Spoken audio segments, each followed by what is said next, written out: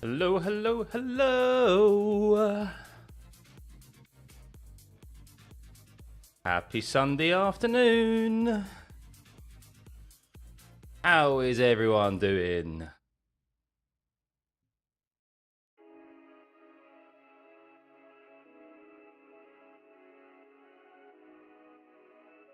Hey, Hazy, welcome everyone. Hey, George, on the bus to shop in Kingston.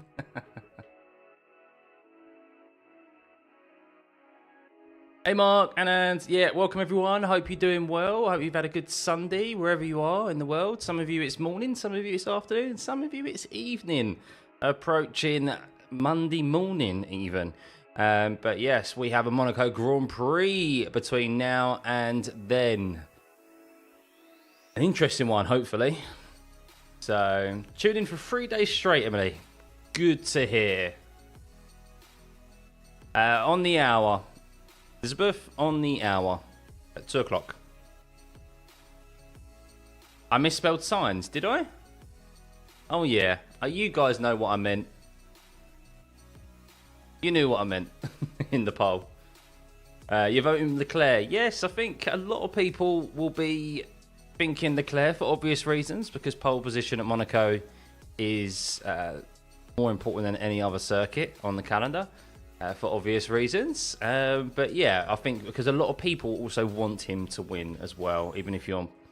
I think a lot of people are Leclerc fans. I've never come across someone who doesn't like Leclerc. I've never come across anyone who dislikes him.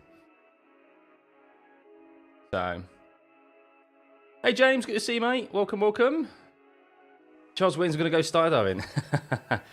Hey Rod, 32 degrees in Thailand at 7 p.m. at night. Jeez, we'll crack open a beer, buddy. We've got a good stream ahead of us. We'll, as usual, for those of you who are new to the stream and aren't regular here, welcome. Where have you been? But no, just kidding. So if you're new here, we have a bit of a catch-up, of course. There's a bit of news to discuss from yesterday, from post-qualifying, particularly the Haas drivers in the team. But we have a look at the strategies and the tyre allocations that drivers have available to them today in the race. Less important here than it is at any other circuit, but we'll still have a look at it nonetheless. So, and then, of course, it's the run-up to the race starts, which will be getting underway on the hour. So just over 40 minutes time. McLaren's are quick. Yep. How long before the race starts? Yeah, on the hour, Gavin. On the hour. So, thank you, Kai. Thank you. But yeah, guys, thank you. Over 200 of you in the stream already. Wow. Thank you. Yeah, if you get the like button, as always, it just helps build, helps push this stream in front of new viewers and continue to grow and build this great community that we've got here, and increase this channel. The growth of it. But yes, so at the moment there's 193 votes in the poll. Who will win the Monaco Grand Prix? I'm sorry, I can't do more than 4 choices, so I've done the top 4, which I think someone can prove me wrong here. Hasn't it been since... when was it? I don't think anyone's won the Monaco Grand Prix for outside the top 3 since like the 1990s, for like over 20 years. It's been a long time. Could be wrong there, but I think it's some crazy stat like that, where no one outside the top 3 has won Monaco since like 1990s. Someone fact check me there. Someone fact check me, but I think it's even if it isn't, it's like a silly stat where it might be like only 2 people from outside the top 3 in the last 30 years or something. Even with crashes, Mark. Even with crashes, I think so. But today, of course, it's all about the start. Can Oscar Piastri get a good launch and get ahead of Charles Leclerc? Can Sainz get ahead of Oscar Piastri? Max Verstappen as well, down in 6th position. He needs to make up a couple of positions if he can at the start. I think we might see an aggressive Max today. It might be the thing that we all kind of needed was Max starting down in 6th place to force maybe the issue and make a Monaco Grand Prix exciting for us all. But then... it's all about the pit stops, of course. The strategy teams need to be on it. And I just heard that it's 20 seconds for a pit stop, so we need to keep an eye out on the gaps today. 20 seconds is what we're going to be looking for when a driver or drivers will have a free pit stop or a gap to go into. And then if you pit under safety car, a pit stop is only 11 seconds. So you gain 9 seconds under the safety car, which is what a lot of drivers, if you missed the F2 race earlier, wow. What a dramatic end to that race. One of the drivers just hung it out till the 42nd lap, the penultimate lap of the race on one set of tyres, and there was a virtual safety car right at the end of the race, and he pitted and ended up winning. Zach O'Sullivan, Isaac Hadjar was absolutely fuming, who came second. But yeah, that's kind of what we'll see probably today from potential drivers out of position, goal hanging for a safety car, because yeah, 9 seconds is a lot of time to make up if there's a pit stop. So did he start 15th, Eden? I didn't know where he started. I knew he started quite low down. So yeah, massive, absolutely massive win for him. So Perez won in 2022 from third. 1996 was the last win outside. There we go. Last win from outside the top three was 1996. That's a crazy stat. That's nearly 30 years, 28 years since someone outside the top three won at Monaco. So yeah, crazy stat that is. Can Verstappen do a stroll on launch today? But yeah, we've got Max and Lewis lining up. They're not lining up alongside each other. Lewis is lining up behind Max. Not behind Max, but like Max is slightly on the right, he's behind, so he's not lining up technically on the same row as him. So yeah, we could see drama there. We know what Max is like. Max axle chilled, of course, but he's still a fighter. He still wants to win, and he doesn't like being out of position. So, have I played Motorsport Manager? I didn't, Brian. No, a few have. Hey, well, good to see you. Welcome, everyone. Welcome. We'll leave it a few more minutes until we head into the strategies for today. Yeah, you'll be surprised, or not surprised, to hear that it's a one-stop.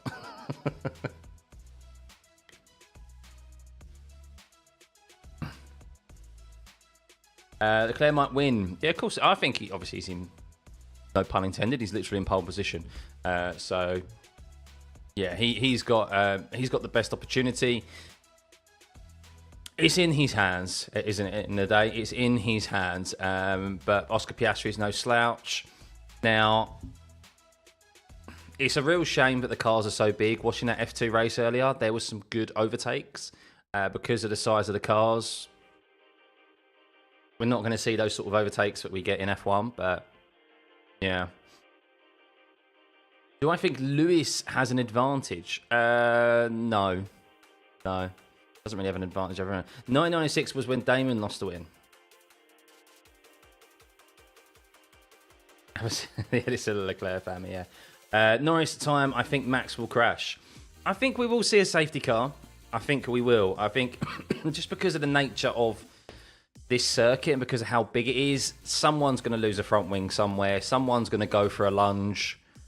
Someone's going to do something stupid. Looking at you, Magnussen. Looking at you, Lance Stroll. And yeah, they're gonna end up bringing out the safety car, or at least the VSC.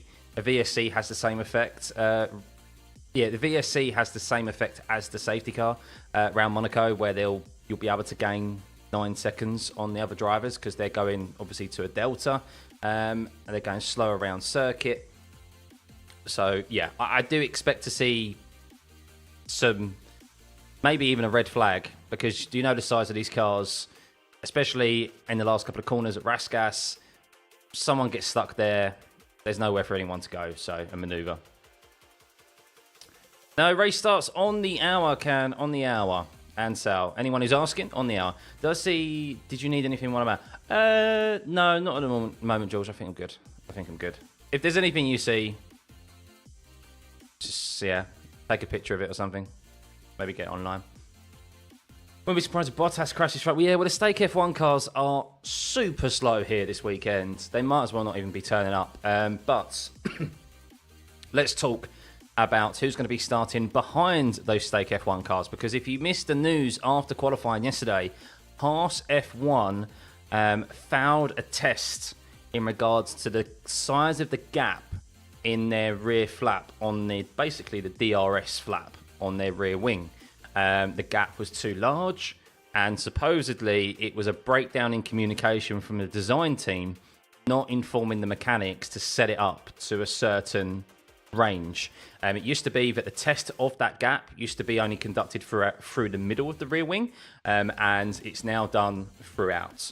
So yeah, I think the gap was sufficient through the middle, like it used to be, but then to the sides it was too big. So they have been disqualified from qualifying and will now be starting from the back of the grid, not from the pit lane, but from the back of the grid behind the Stake F1 cars. So that's a real shame for the Haas drivers and the Haas team. So yeah, that's the big news. There was no post qualifying penalties in regards to impeding. It was a very busy qualifying or Q1 yesterday, wasn't it? So I'm quite surprised about that, but maybe a bit of leniency is given because of the nature of this circuit also. So yeah, everyone, as we saw yesterday, other than the two Haas drivers, are lining up as they were, or as we finished qualifying yesterday. What's my prediction? I know. So for anyone who doesn't know, I had an absolute blinder yesterday with my predictions. I predicted top three. Well, I predicted the top four would be both the McLarens and the Ferraris. I was one away from predicting the top three, which was Leclerc. I predicted Leclerc, Piastri, Norris. Of course, Sainz, Norris to P3, so I was very close there. But the big one is I predicted Max Verstappen would not make it into the top five of qualifying yesterday. He would finish outside. And, well, he qualified in sixth, so I was bang on the money there. So today, what am I going to predict?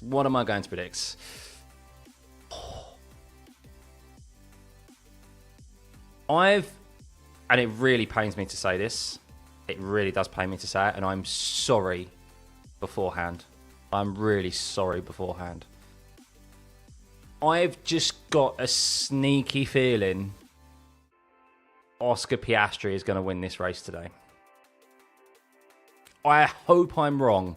I really do hope I'm wrong, but I think that's my prediction, is that Oscar Piastri wins this race. Now, will it be because he gets the better launch and gets ahead into T1? I don't know. I've got a funny feeling it's going to be on strategy. That's what I think it will be. But I've just been thinking this morning, as much as I think my heart says Leclerc, but for some reason my brain's telling me Oscar, which is crazy to think because Leclerc has been the fastest man all weekend. But there's just something that just makes me think Piastri is going to win this race. I don't know why. I really don't know why.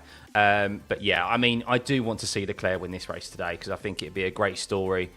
Home Grand Prix. And for once, can Leclerc please win from pole position? If he doesn't win today from pole position, he would have broken the record for most consecutive pole positions without a win. This will be his third. Is this his 13th race, 14th race, or 14th pole where he hasn't converted it? Like something, it's a ridiculous stat. He's tied with another driver. I can't remember the name of the driver, but yeah, I hope I'm wrong, but for some reason I'm just edging towards Piastri. So I think pits and flags are going to be massively important today, guys. Massively important. I'll be interested to see what drivers start on tyre-wise.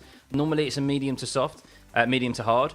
So lo and behold, right on cue, as there's just under 500 of you here in the stream now. Let's get this stream to over 100 likes before...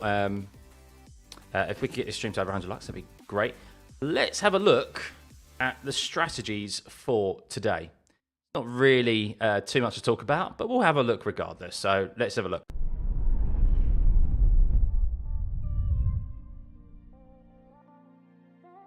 So, just remove chat box for the time being. So these are the strategies for today. Not really inventive.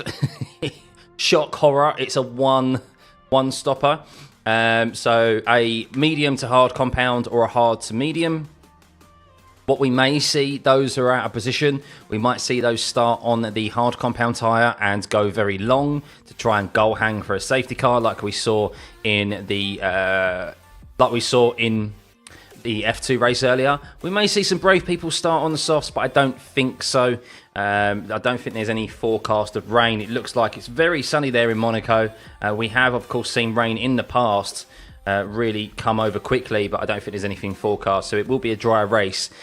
So I would expect the front runners to start on the mediums, maybe some of those a bit further back to start on the hards, goal hang, because they'll be able to gain some positions. But yeah, it all really depends on, obviously, on wanting as much grip at the start as well to try and gain a couple of positions. But we will see. We will see. So let's have a look at the tyre allocations that drivers have. And here we go. So Fernando Alonso's a little bit. Let's bring that up. Here we go. So Verstappen has one brand new set of hards and mediums. Interest, of course, Perez not making it out of Q1 yesterday has 3 brand new sets available to him, as does Alonso. Not really going to get much opportunity to utilise those, but we'll see if they both start on a set of softs at the back. Wouldn't surprise me if they try and do something a little bit different. Hamilton, so all those really in the top 10 have the same amount of tyres available to them. Piastri, Norris they've only scrubbed them by 1 lap. They took them out in practice FP3 and just scrubbed those tyres off. So they are in effect brand new, just to take the shine off them so that they can get temperature into them quicker. Of course, tyre warm-up, very key here at Monaco. You saw drivers yesterday in qualifying doing an extra outlap, doing 2 outlaps to warm up the tyres before they did their flying lap.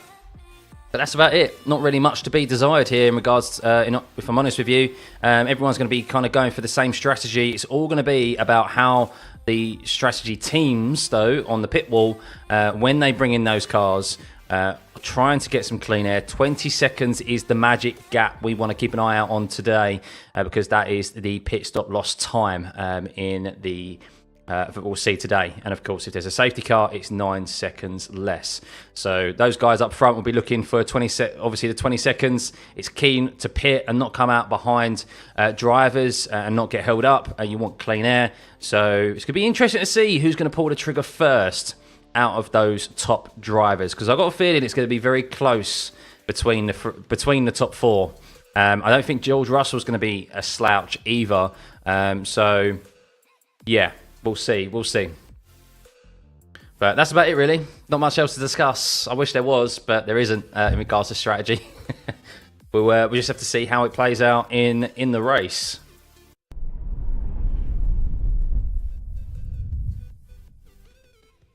Perez should do a 4-stopper. Who has the best car this weekend? Leclerc definitely has the best car. The Ferrari looks very good here. We'll see how the McLaren does with Piastri. Piastri has seemed to have had the better of Norris here. So that's why, as I said, I'm edging towards Piastri. Don't know why. It's just a gut feeling. A gut feeling. Pray Ferrari doesn't lose it for Giles. Yeah, we hope so. Hey, Gary. New fan here. Yes, anyone who's new here, welcome. If you're here for the first time, we have less than half an hour until qualifying gets underway, or just over 25 minutes. Qualifying? Why am I saying qualifying? Going back to yesterday.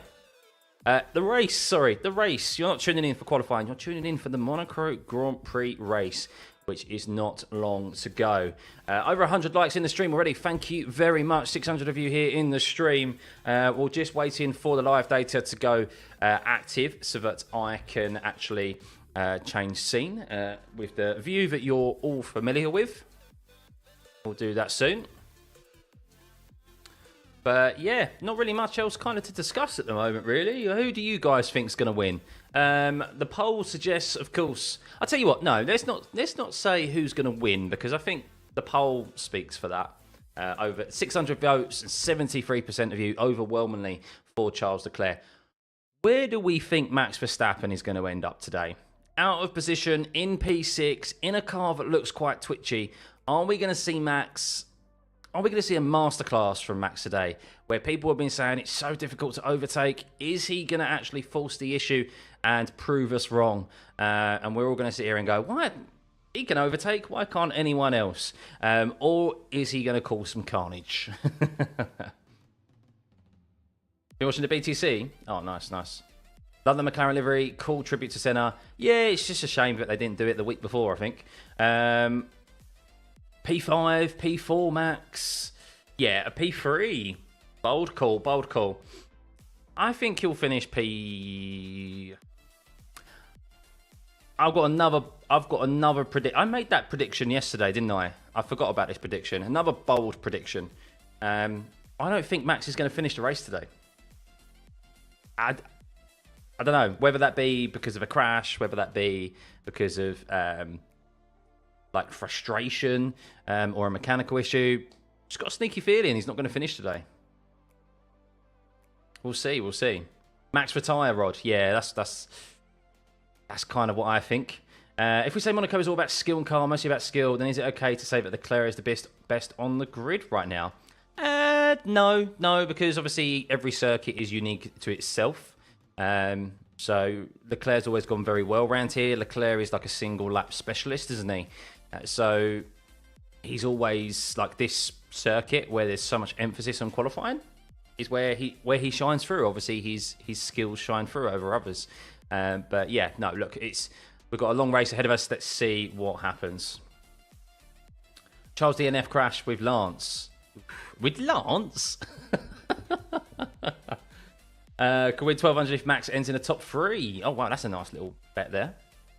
Common Ferrari 1-2, bring the close gap to Red Bull and Constructors. Yeah, tell you what, guys.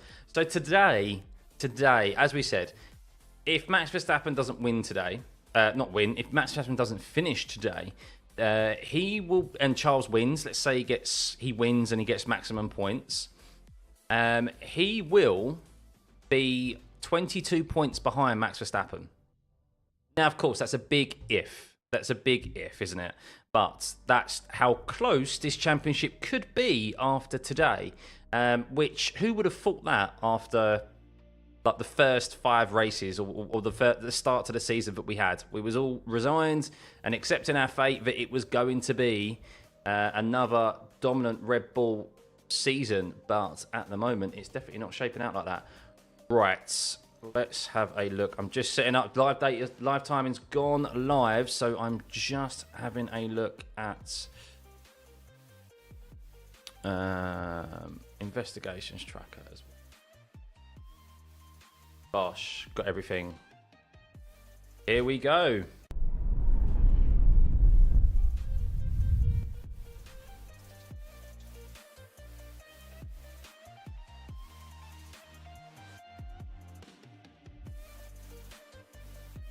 Here we go, guys. We're ready. We're ready to rock and roll. Ready to rock and roll. Make that a bit bigger. We're all good to go. All good to go. So as you can see there, if anyone is just tuning in, welcome, welcome. But the big news after qualifying yesterday is that the 2 Haas drivers failed a post-inspection test with their rear wing. The gap was too large. A breakdown in communication between the design team and the mechanics in the garage. So what's happened is that they have been disqualified from qualifying and will be starting at the back of the grid. Initially, I believe they were just outside the top 10. They did make it into Q2. So that's a real shame for the Haas drivers, and pretty much kind of all but confirms, unless they have a bit of luck and goal hang today, it's the only really strategy they can have. It's just extend and go as long as possible. But that's their only opportunity of scoring some or points or getting any good result today. But yeah, they've got the 2-stake F1 cars down there. Sergio Perez, it puts him up 2 positions to 16th. And Logan Sargent and Alonso as well, who had a shocker. He's now lining up alongside his teammates, Lance Stroll there, who out-qualified him for the 2nd weekend in a row. At least the 2nd weekend. It might even be more than that. But not long until we get underway. So, if you remember yesterday, guys, the Red Bull was very quick in the first sector. That's where it has been dominant, but then it was very slow in the middle. In the middle sector, that's where Max Verstappen lost a lot of time. Oscar Piastri has been very quick in the middle sector as well. So that's really where Oscar's only opportunity, unless he doesn't overtake him, if he doesn't overtake Leclerc into turn 1, Piastri's kind of only opportunity, I believe, to get past Leclerc. Of course, he's in the pits, but is down into the chicane turn 10 and 11 because he could potentially stay close out of turn 8. But yeah, we know that it's tough. It's tough to get there. So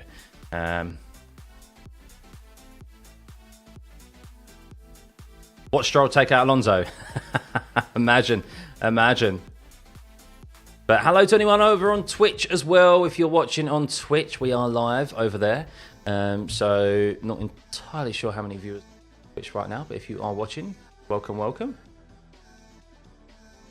Stroll wins and we all throw monitors out our window.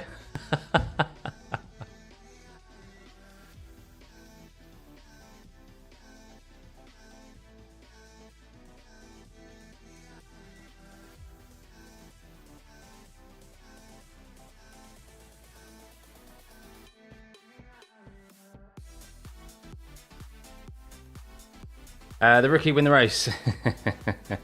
Unfortunately, no one bought F1 TV rights in my country this year and actually fell in love with F1. Yeah, it is a shame. It is a shame, and that's what these. That's why I do these watch-alongs. It's amazing how many people don't have access to F1, and it's silly, really. It's absolutely silly. But it's not just myself. Of course, there's a number of other people doing it as well. But this is the one place you want to be. So a big thank you to everyone who keeps tuning into these watch-alongs. Of course, Monaco. We'll see what this race has in store for us. I don't have much hope, to be honest with you, but look, I'm here to be proven wrong, and I'll still provide a good service to you all. What's my favourite series to race on iRacing? It has been the Super Formula Lights, but I've had a bit of up and down experience recently, so. I love the F1 series as well, 100% races. It's either Max in P5 overtaking Russell, or he could retire.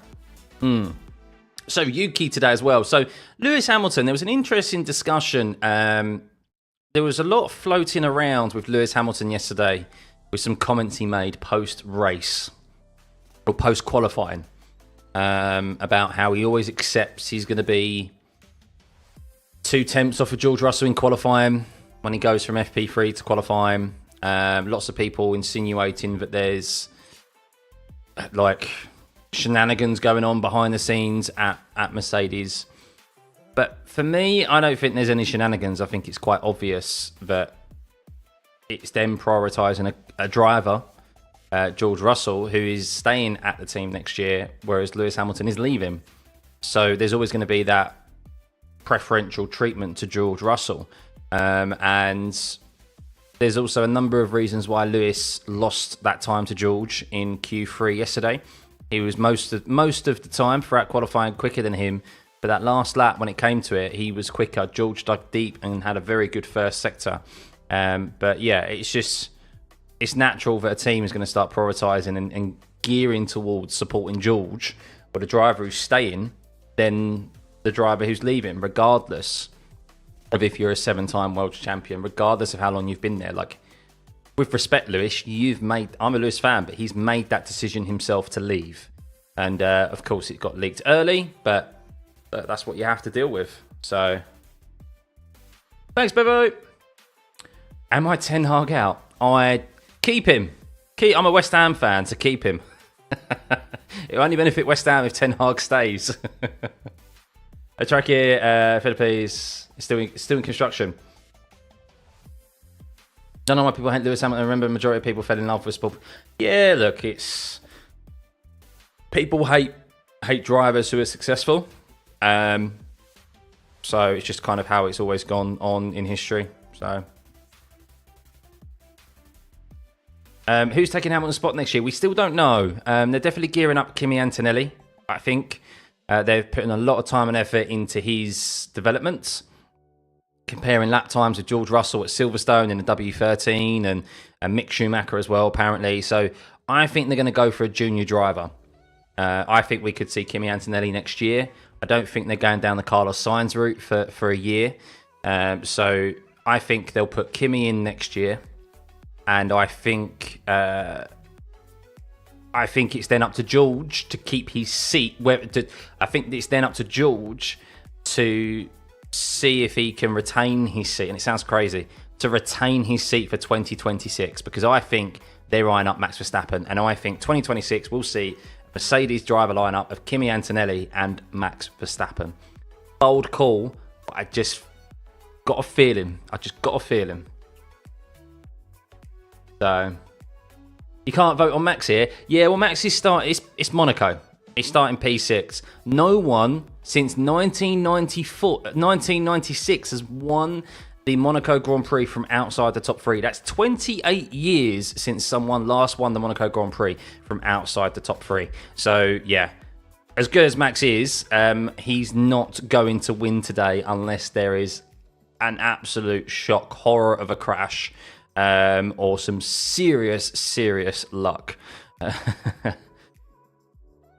Thanks, GSE. Without overtaking, do you think this race... 100%, this whole race is on pit stops. So my job today, guys, for you and your job is to keep an eye out on the gaps. So we can see here that we've got the gap to the leader, and 20 seconds is the magic number today, guys. 20 seconds, because those teams are going to be looking for gaps in the pack.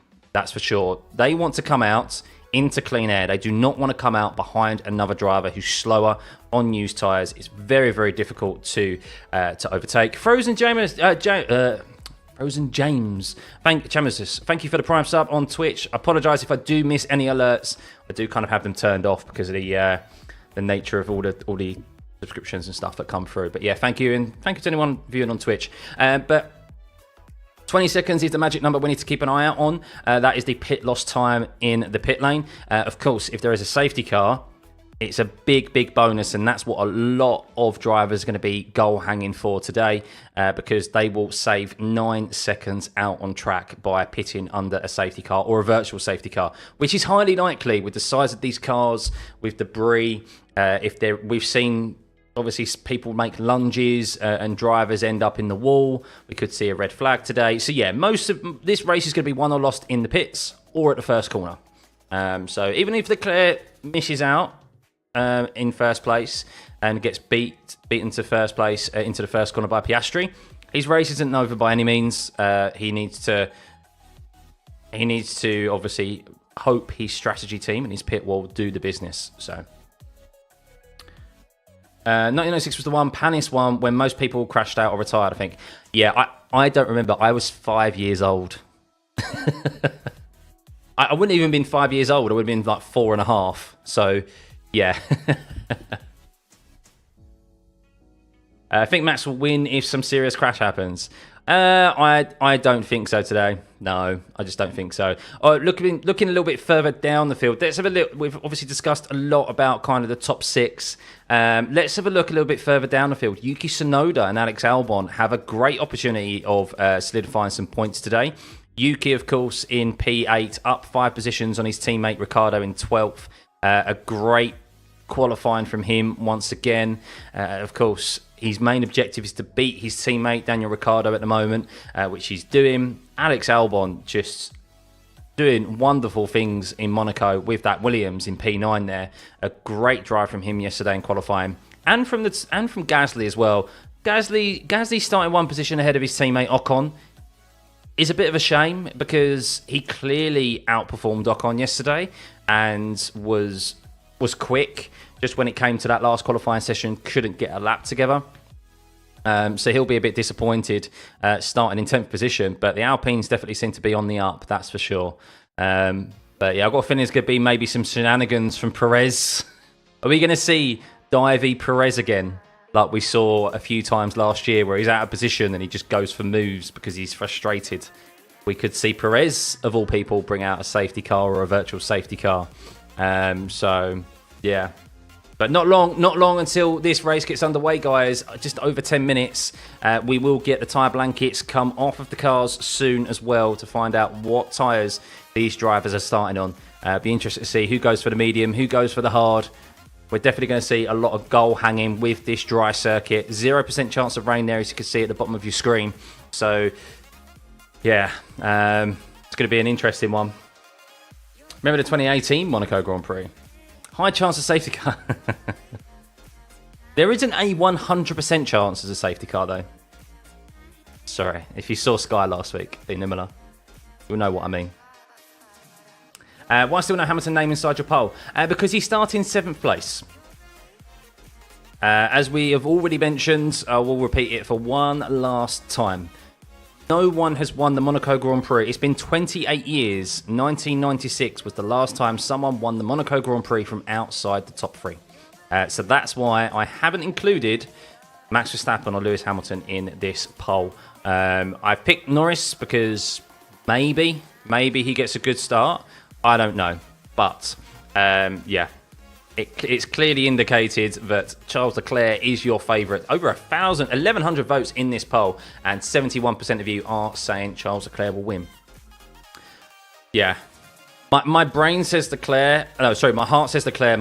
I don't know. My gut says Piastri. Something just, I don't know. I just think something's going to happen with Piastri. He's aggressive. And McLaren have been obviously doing very well. But definitely don't think Max will win. He said he can't drive the curbs. Yeah, so the Red Bull is it's an interesting story with the Red Bull. Now, I don't know if you guys have paid too much attention to it, but they altered their concept at the start of the year. They altered their concept, and everyone thought once again it was a masterstroke because they were dominant at the start of the season. But there's clearly a fault in that car with this new concept, that it doesn't like bumpy surfaces, it doesn't like curbs, and that's why we've seen it struggle. Of course, Max had a great win at Imola, very impressive win, but he struggled. Also struggled in Miami. He's struggling here as well. Perez is struggling, and Perez is good round street circuits. So it'd be interesting to see how... I mean, Circuit Villeneuve is also another circuit that is technically a street circuit, is bumpy. You need to ride the curbs there as well. So the Red Bull could also struggle at Circuit Villeneuve. It'd be interesting to see how the Red Bull is when we head to Barcelona at the start of next month, because that's a proper GP circuit. Sorry, start of next month, like middle to next month, end of next month, because we go on a run of like traditional GP circuits after Canada, which is Barcelona, Austria, Red Bull Ring, Silverstone, Hungaroring, Spa, I think, and then we have the summer break. So those 5 races are going to be really interesting, because they're going to be true barometers of whether or not McLaren and Ferrari have genuinely caught up to Red Bull. And, of course, if that Red Bull is struggling on those specific bumpy street circuits. So, yeah. But I think this was inevitable at some point that the other teams were going to catch up. So I'm not complaining. So Leclerc only loses race if he crashes in the first corner. No. Is Baku off the schedule? No, Baku has been moved back a bit in the calendar, I think. I'm just looking at the calendar now. So we've got Canada, then we've got Spain, Austria, Great Britain, Hungary, Belgium, and then we have the summer break. And then it goes Zandvoort, Monza, Baku. So we go from Baku to Singapore because it's a lot closer in flight. Because Baku, Azerbaijan is like proper Eastern Europe. It's like on the border. It's basically Asia, on the borders of Asia. So flying from Azerbaijan to Singapore makes sense. So yeah, it's been moved towards the back end of the season. So rather than them having to fly across the whole world, they're all trying to be sustainable, aren't they? Danny Rickleport, 2018 Monaco GP win.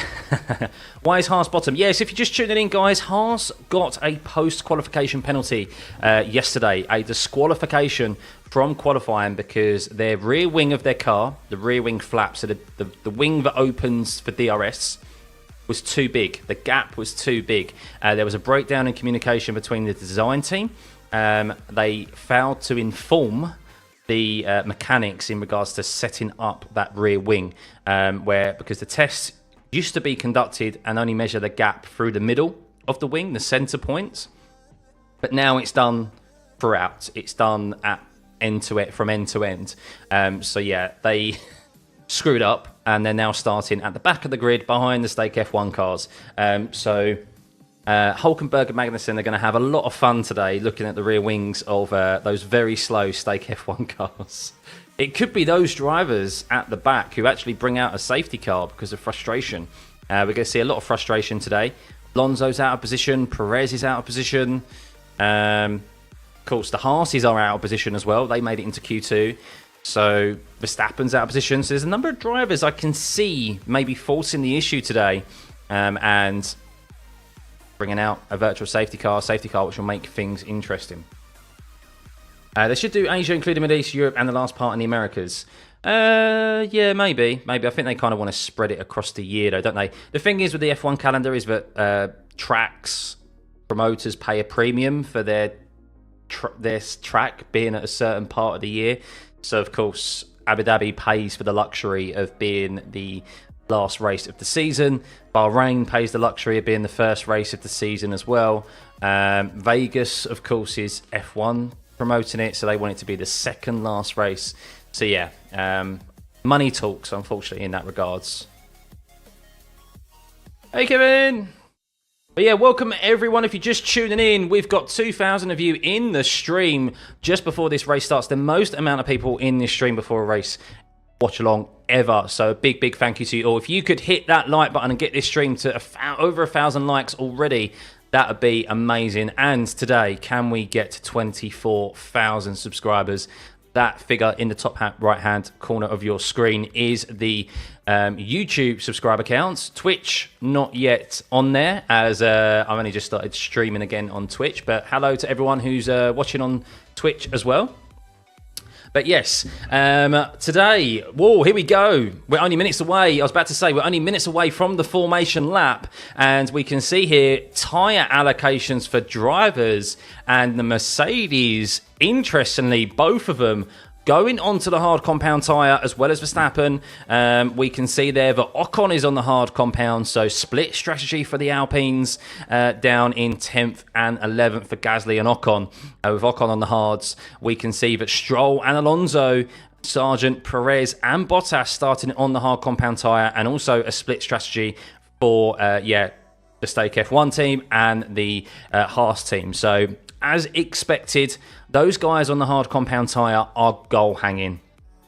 They are hoping that while those guys on the medium compound tyre pit, they extend, run long, and there is an eventual safety car which will allow them to gain track position and get that cheap pit stop, which is 9 seconds less than the 20-second pit stop that will be in normal racing conditions. So I'm surprised both Mercedes have gone for the hard compound tyre as well. Surprised they haven't split the strategy.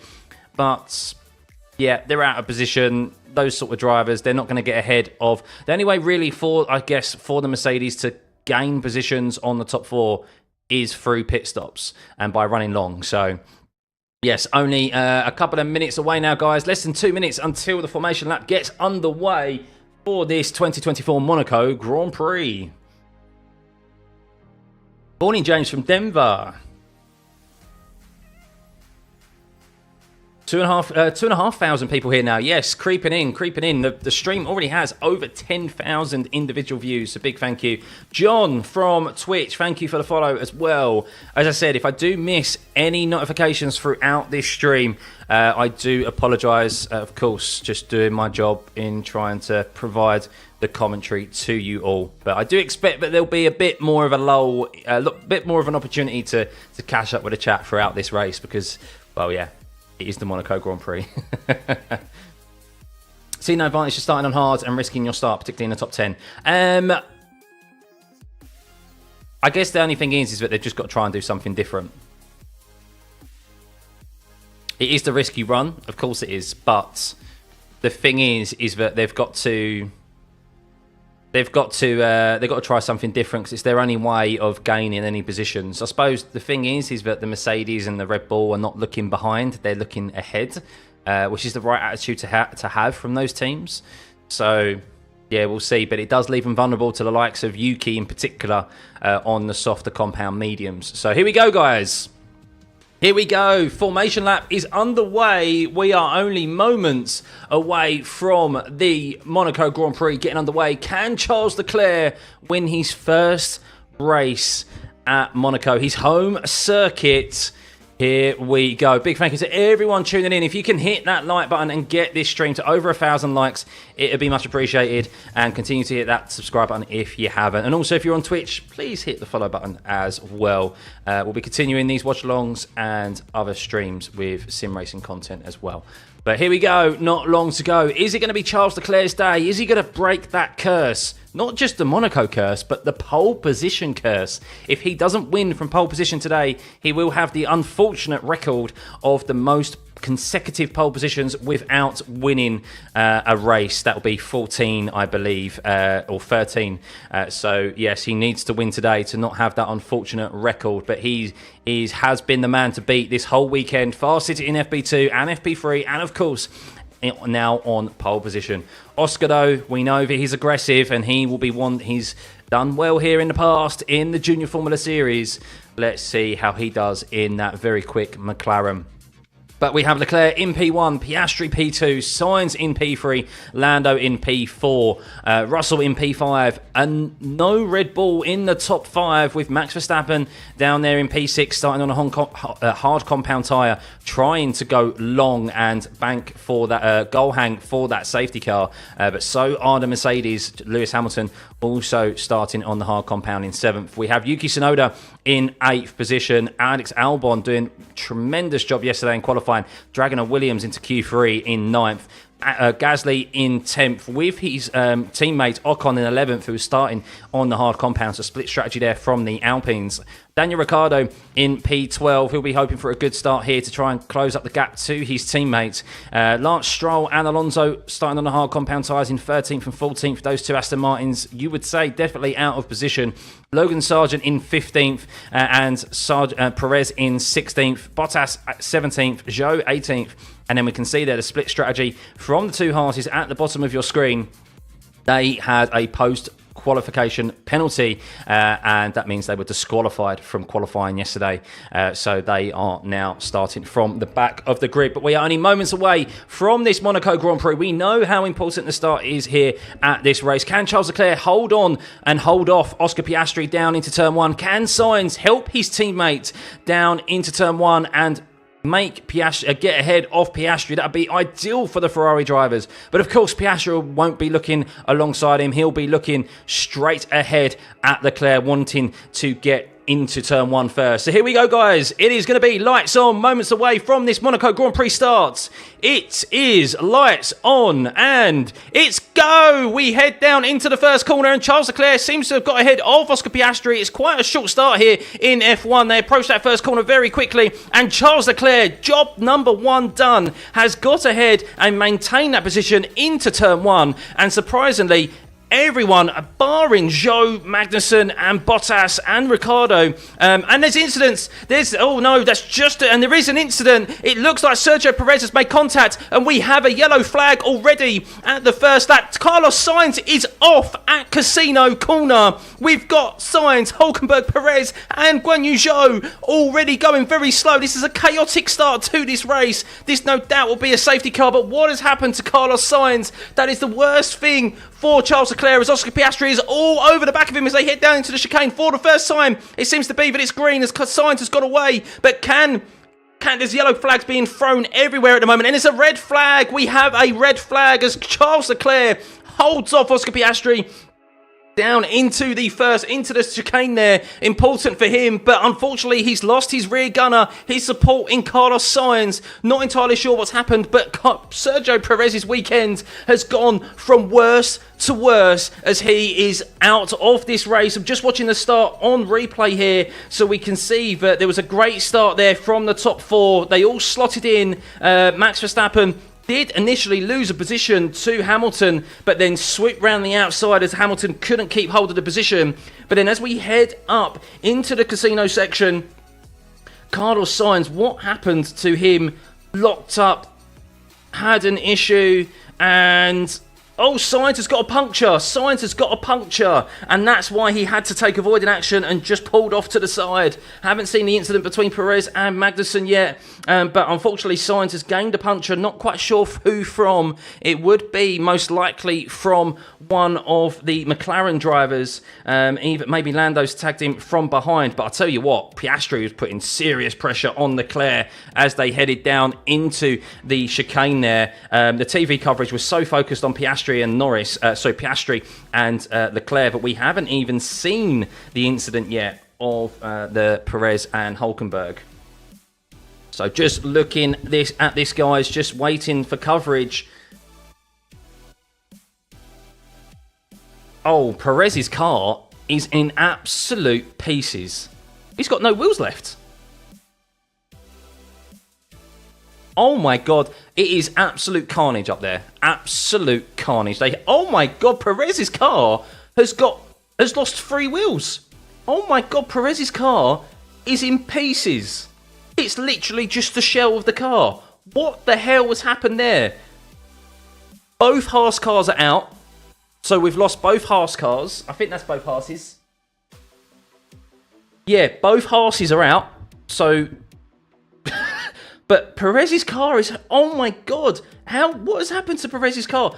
So all drivers are okay, guys. All drivers, thankfully, are okay. Perez has got out of the car. What has happened?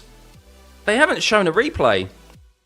It's going to take a little while to brush up. But wow, Perez's car literally has... He's lost 3 tyres. It's in pieces. Both Haases, you can't see it there, but... Magnussen's car is right behind Hulkenberg's car. They're basically facing each other. So Perez, Hulkenberg, and Magnussen are both out of this race. That Haas's weekend has just gone from bad to worse, as well as Sergio Perez. All those 3 drivers. But that is unbelievable. Still yet to see any replays to find out exactly what happened with that incident, and also what happened with Carlos Sainz. Oh, hang on, seeing a replay now, and. Oh, Sergio Perez loses it. So Sergio Perez loses it and literally wipes out both Haas drivers. Oh my God. Did he get tagged from behind though? He definitely took out one of the Haases who was ahead of him. But I don't know. We've only seen from the top of the hill, but Perez definitely loses it as he goes over the crest here just before turn 2. So he crashed here, pretty much, where the 10 marker is. That's where Perez crashed, and his car ended up down here. So a really big accident. It looks like that maybe he got tagged from behind by one of the Haas drivers. Not sure yet. We're yet to see, but we have a red flag. It will be for a little while yet, guys, as there's a lot of debris there to clear. There's 3 cars that they need to crane out, and well, wait until you see images of Perez's car. I'll see if I can try and find it on Twitter for you. This won't be breaching copyright, that is for sure, but I'll see if I can find Perez's... Here we go. This is Perez's car right now, ladies and gentlemen.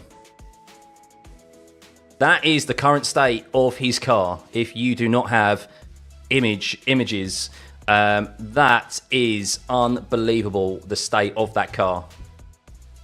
So, yeah. Oh, hang on. We're looking here. Oh, Sainz got a puncture from Piastri. He went side by side with Piastri into turn 1. And it looks like it's such a minute contact with Sainz and Piastri. And unfortunately, Sainz got a puncture, which is why he went off at Casino.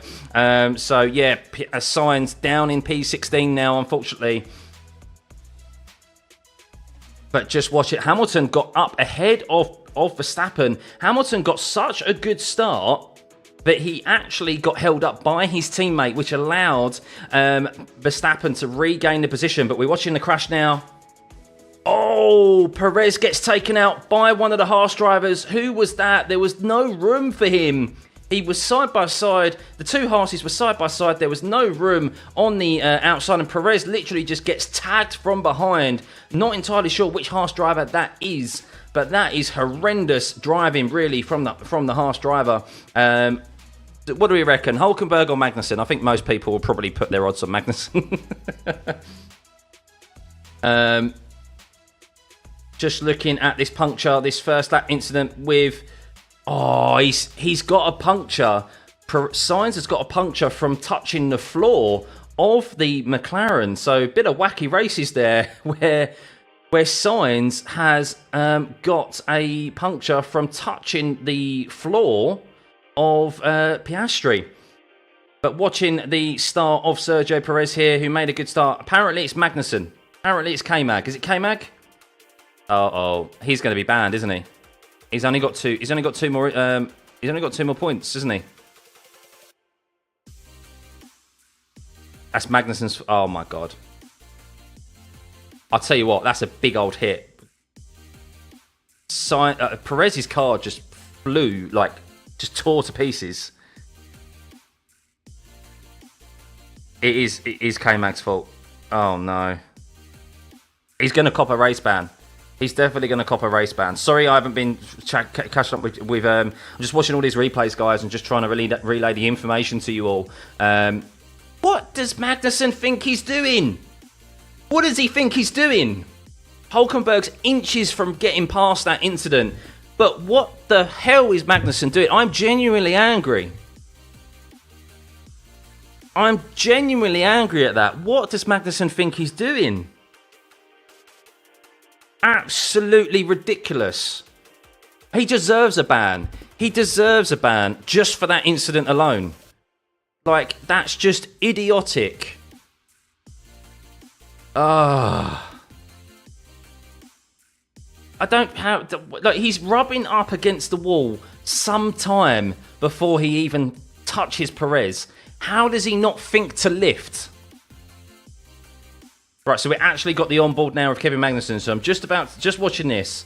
So he makes a good start. He gets ahead of the Stake F1 car. He actually gets up alongside and ahead of his teammate, who has to check up with Sergio Perez. He's got a good drive. Idiots. Absolute idiot. I'm sorry, guys. I'm sorry. Absolutely sorry. I'm going to end this poll because 4,000 votes pretty much where... 74% of you still think Leclerc is going to win this race. Well, he's definitely in the ascendancy. It will be a race restart from the... Oh my god, that... Once again, for the second year in a row, we are getting a look at the Red Bull in the air, on crane. But I'll tell you what, you're not going to get many... you're not going to learn much from that car being raised in the air because it's in pieces. But yes, guys, if you're just joining us after catching up with all of the incidents there, I've got the whole picture for you. We already have a red flag, a lap 1 incident here. We have lost Nico Hulkenberg, Sergio Perez and Kevin Magnussen as they were starting this race. On the run up to Casino through turn 2, Perez got taken out by Kevin Magnussen, who just decided to keep his foot into a gap that was never there. He did take out Hulkenberg as well because of that. Because of Perez spinning, and the Red Bull car is in absolute tatters. Nothing Perez could do, nothing Hulkenberg could do. That is solely 100% fault on Kevin Magnussen. But yeah, we'll see what happens on this race restart. Carlos Sainz as well, unfortunately, got a puncture, front left puncture from going side by side with Oscar Piastri from Oscar Piastri's floor of all places. So hopefully Oscar Piastri haven't had any reports yet that his floor is damaged. We will get an update on that for you, or listen out to see if that is the case. But it did seem like it was the most minute of touches, and that's why Sainz had to pull off at the side of the Casino corner, which is turn 4. So he is out of position. That leaves Leclerc vulnerable because now McLaren can deploy the undercut with Lando or Piastri if they see fit, and Leclerc is fighting out front on his own. So this is the worst possible start. Other than a crash, this is kind of the worst thing that Leclerc could have hoped for, is losing his teammate as support. This is good for George Russell, though, and Max Verstappen. They've been moved up a position into 4th and 5th, and Lewis Hamilton as well. Stroll's had a good start and benefited there from the chaos. He's up into 10th. Alonso up 2 positions as well in 12th. Sargent up 2 position, up into 13th. Ocon's had a shocker. I'm not quite sure what happened with Ocon. Just watching him now, actually, right on cue. And Ocon was fighting his teammate. Oh, Ocon's. Oh my God. Ocon in all of the carnage there. Esteban Ocon sent it through turn 8 on his teammate Pierre Gasly. And Gasly has no room to manoeuvre. And Esteban Ocon just drives out to the corner out of turn 8 and literally launches his car into the air, and Gasly, rightly so, is fuming at his teammate because Gasly, thankfully, is able to continue, but Esteban Ocon might actually be out of this race if they can repair the car. It depends on what damage he's got. Do you remember, was it Jenson Button, like wheel on wheel? Like, the rear of the Alpine got launched into the air. Oh my God. I mean, that car's definitely going to be damaged. We don't know by how much, but absolutely all happening in the first lap. And right on cue there, turn 8 incident between Ocon and Gasly is being investigated, but that's solely on Ocon there, just getting aggressive on his teammate. Of course, no love lost between the two former best friends, now teammates. They have admitted there is no there's still no real friendship there between them.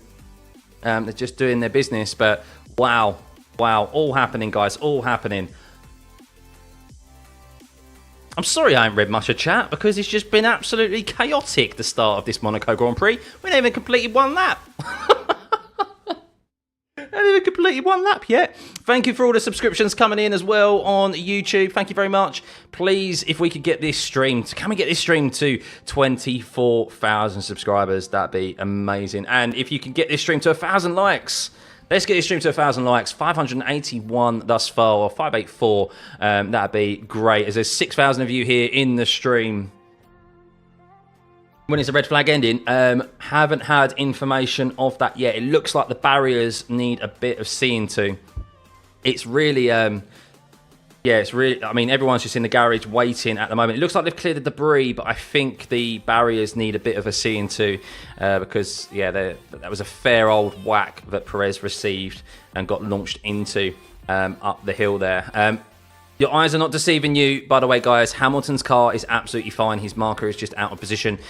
This will, I imagine, eventually be a race restart from the standing restart. It won't be a safety car restart, and that will provide us with some more drama, and that's the last thing that Leclerc will want, because he did fend off Piastri there down into turn 10, and I think this is going to be a real interesting fight today between Leclerc and Piastri. But even so, this now puts Norris in a much better position because he'll be able to potentially launch himself up alongside his teammate. So yeah. Woo. I'm so pissed. This is the first race this season. Travellers. Piastri, come on, safety car curse. Yeah, race won't resume for a while. That barrier is destroyed. It is indeed, guys. It is indeed. Verstappen is starting. So I do believe that the grid that we see right now is the grid that will line up. I could be wrong. They will confirm that though, guys. Do keep an eye out on the bottom of your screen here. It will tell us when the race is going to restart and the starting order. It will do in car numbers, and this standings will adjust accordingly for that as well. So, but yeah, full restart. If it's a full restart, which I assume it will be danger for Charles Leclerc. He would definitely want a safety car restart because he can manage the pace, and of course, he will not be at risk of someone overtaking him. He started from 5th, now 3 position. Yeah, that's George Russell. So, but yes, I'm intrigued to see if Esteban Ocon is going to get back out there. Carlos Sainz will, I assume, because he's only got a safety car. Safety car. He's only got any other flat tire. Now, what will be interesting is do drivers.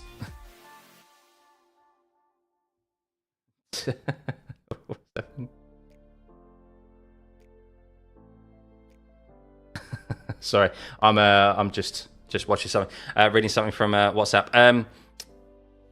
What will be interesting is these drivers have now technically used the one set of compounds that they're allowed to use if they want. So will we see the likes of Leclerc, Piastri, Norris stay on that set of mediums, or will they now go on to the hards and try and take the hard compound tyre to the end of the race?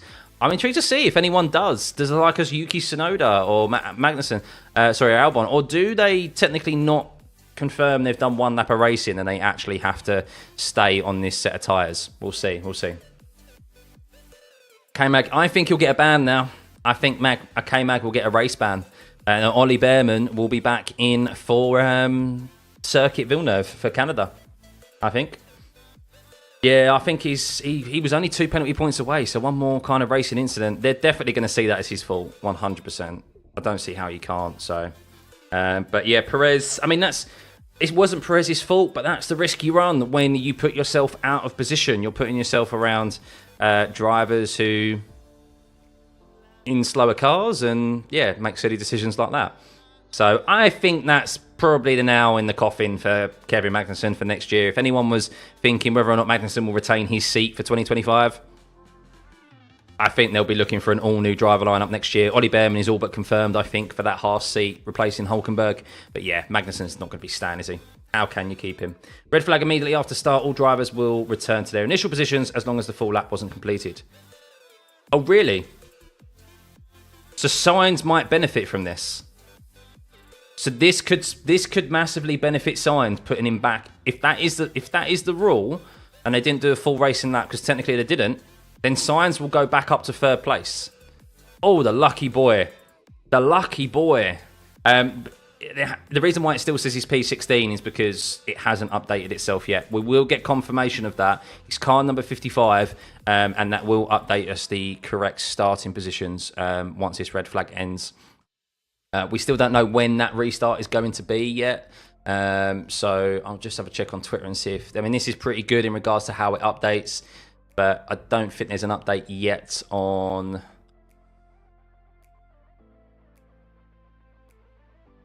I'm just watching this replay again from Kevin Magnussen. Hey, I don't know what he's done. Don't know what he's done there. But yeah, if you can have a look on Twitter, guys, if you haven't seen it already, literally just type in Perez on Twitter and you'll see the state of his car. Absolutely, like, in pieces. Absolutely in pieces. Crazy. How did the crash happen? Basically, Kevin Magnussen thought there was a gap up the hill into turn 2, which there wasn't, and he just kept his foot in it and took Perez and Hulkenberg out of the race and himself. Here we go.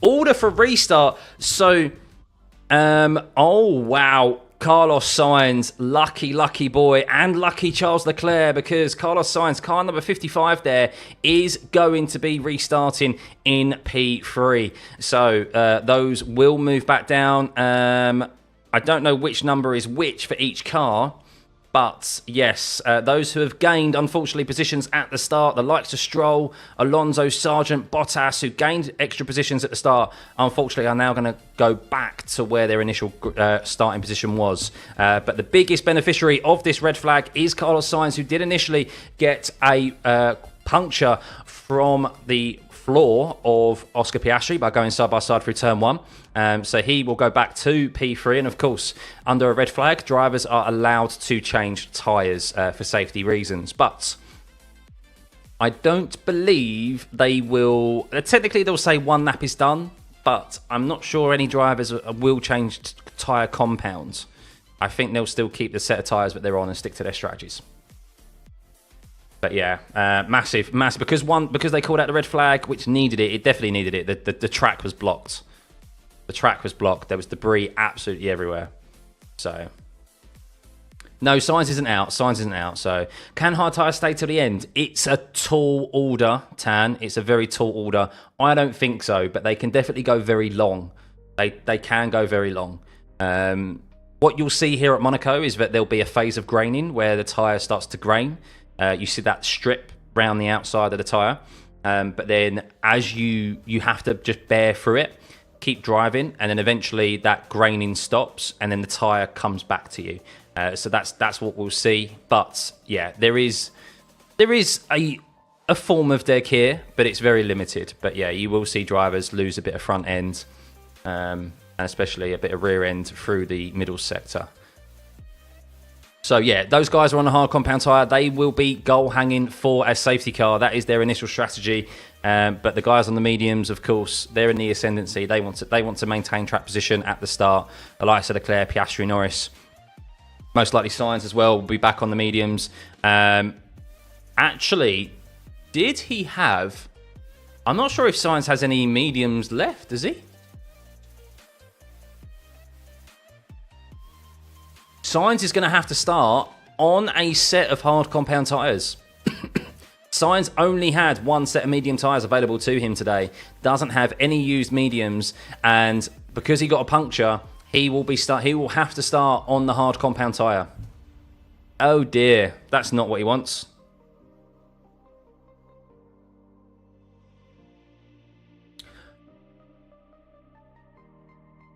Button just basically saying that gap was always going to close. Should have backed out. We still don't know when the restart is, actually. I still don't know when the restart is. I imagine it'll be maybe on the half hour. I think it'll be on the half hour. Tell you what, where's the missus when you need her? I need a coffee. Any idea? This is multi-viewer. This is multi-viewer. A big thank you for all the subscriptions coming in, guys. Much appreciated. Could we get this stream to 1,000 likes? Only 200 and less than 250 likes. Please, that'd be much appreciated. Thank you, thank you, thank you. Let's have a look here.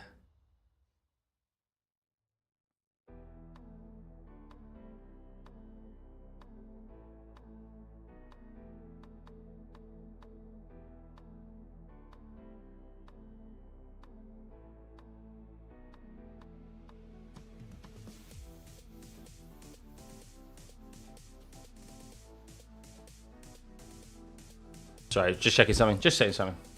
So many dramas. So many dramas. Sarah Unicorn, thank you for the Twitch follow. Much appreciated. Yeah, hello, Twitch viewers. Apologies, still learning the ropes of multi-streaming, so I kind of only have YouTube chat at the moment, so I do apologise. It's been a while since someone got a race ban. Yeah, Grosjean. It has been a while since someone got a race ban. But yeah, Behrman, if Magnussen does get a penalty, which I think he will for that, I don't see how... Oh, actually, no, it hasn't. FIA stewards, lap 1, turn 1, incident reviewed, no further investigation. But is that the incident with Sainz and Piastri, or is that the incident with Perez and... Oh, I think Magnussen might have got away without it there. I think Magnussen might have got away without a penalty. He's very fortunate if that's the case. It looks like the stewards have put it down to a lap 1, turn 1 incident. I don't quite see it that way as the stewards, personally, but yeah. Put Behrman in from next race, next season, yeah. Did anyone see Ollie Behrman's overtake on Kimi Antonelli earlier as well at the Ramiro Bow hairpin? Oh, what an overtake it was. Positioned him up superbly. Have a check of that out on Twitter as well, between the two teammates. Yeah, it was very, very good. We still don't know when the race is going to restart, Chai. Yeah, we still don't know. We're still waiting. We've had the order for the restart, but Perez's car was in absolute pieces. He took a fair old whack into the barrier on the run up to the chicane, up to turn 2. So they're obviously looking at repairing that. It is Armco barrier as well, so they do need to. It takes longer than what it would do if it was just tyres or the Tech Pro barrier, which is positioned at other areas of the circuit there. So we're still just waiting for that. All cars have been cleared, I believe. But yeah, we have no restart time yet. Sky are just reviewing the incident, and they've not informed us of a restart time yet either. So you will get an update on when that restart time is here, just at the bottom. So unfortunately, the missus is not here. She's out shopping. So I don't have anyone to make me a coffee. So I'm just going to have a very, very quick coffee break and make myself a coffee, just while we're waiting for this restart time. So just give me 2 seconds, guys. 2 seconds. Hit like and subscribe button.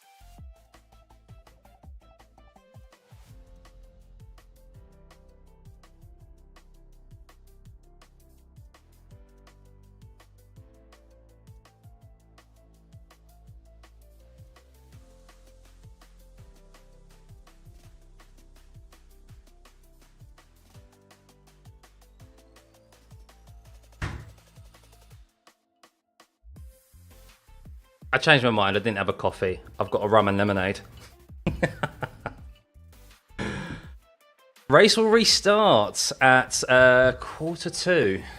So 14 minutes, guys. 14 minutes. Well, this drink's going to be gone by then. Well, it's nice and refreshing. Nice and refreshing, guys. I ran out of Coke, so it's rum and lemonade. That would have to do. A bit of spice rum. So what happened to Science? So yes, guys, we are waiting for the standings to update itself.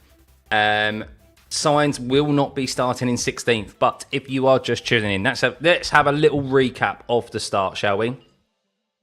Leclerc got off to a great start ahead of Piastri into turn 1. Sainz got up alongside Piastri into turn 1, but Piastri was always slightly ahead on the outside. Sainz then washed out, as is the nature of the off-cambered nature of turn 1, washed out into Oscar Piastri's floor, and his front left wheel, I mean, barely touched the floor of the carbon fibre floor of the McLaren and picked up a front left puncture.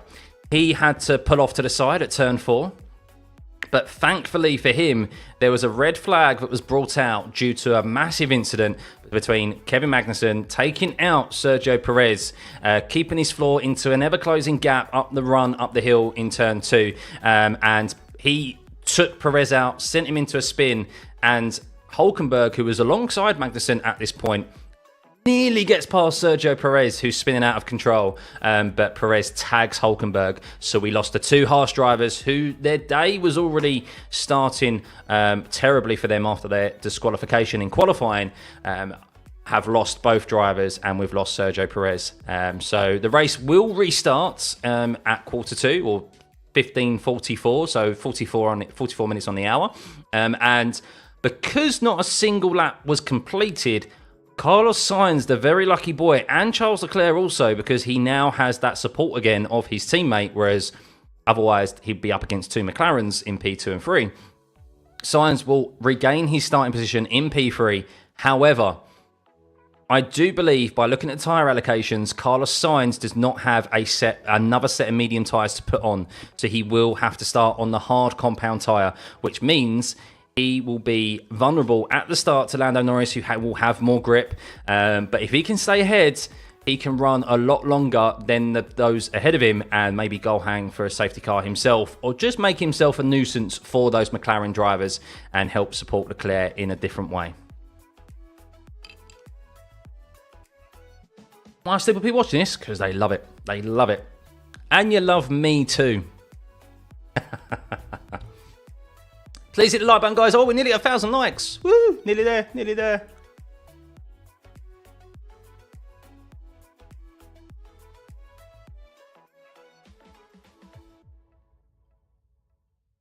I didn't, Connie, and I don't really care about that stuff, really. Norris is also doing really well. Yeah. So, I mean, this is the worst situation for Charles Leclerc. He didn't want a red flag because it's not a safety car restart. It's a standing restart. Means he's vulnerable down into T1 again. Oscar Piastri gets another opportunity to get it right. And yeah, it also provides more carnage for every single driver out there. But for other drivers, it gives them an opportunity. The one I'm interested to see as drivers are getting ready to get back in the car, I'm interested to see if Ocon is going to be restarting this race, because his car got launched in the air over his teammate after making a very aggressive move down into turn 8. We'll see if the Alpine does restart, because he would have got a fair amount of damage to the floor of his car. The rear really went up in the air and slammed down. So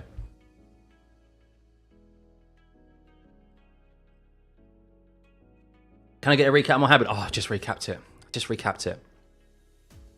Oh, investigation of Gasly and Ocon. Is confirmed that it's being investigated. I mean, yeah, it's on Ocon, I think. It's on Ocon. Carlos is 16th due to a puncher. He will return to P3, yeah. If you want an update on what happened, if you just skip back in the YouTube stream, literally 2 minutes, 3 minutes ago. I just did run through exactly and did a recap of what exactly happened at the start, and to what will happen now on this race restart.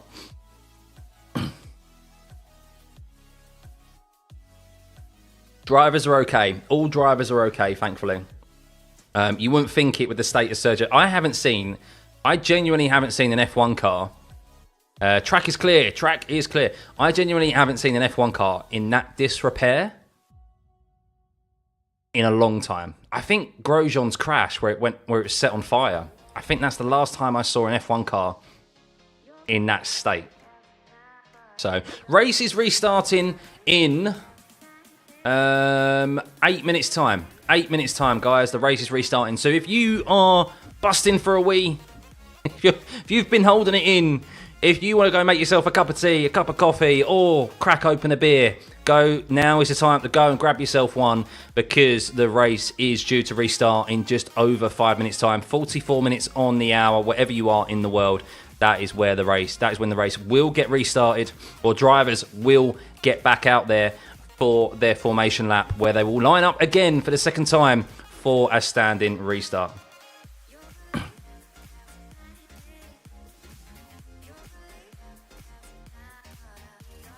What happened, George? Big old crash between Perez, Magnussen and Hulkenberg, which brought out the red flag. Big old crash. Estimation of first round pit stops. Supposedly around lap 25. I mean, you never know. You never really know at Monaco. Pirelli suggested it'd be around lap 25. If I just have a look. So these are the strategies that were suggested for Pirelli. You can see here lap 24 to 34 on the medium, lap 47 to 57 on the hard. You just never know. You just never really know. They'll probably want to go as long as possible. It all depends on the gaps, how the cars are performing behind them. Remember, guys, 20 seconds is the magic number.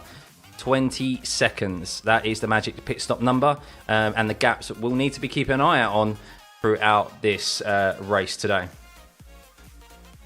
Just listen to Kevin Magnussen.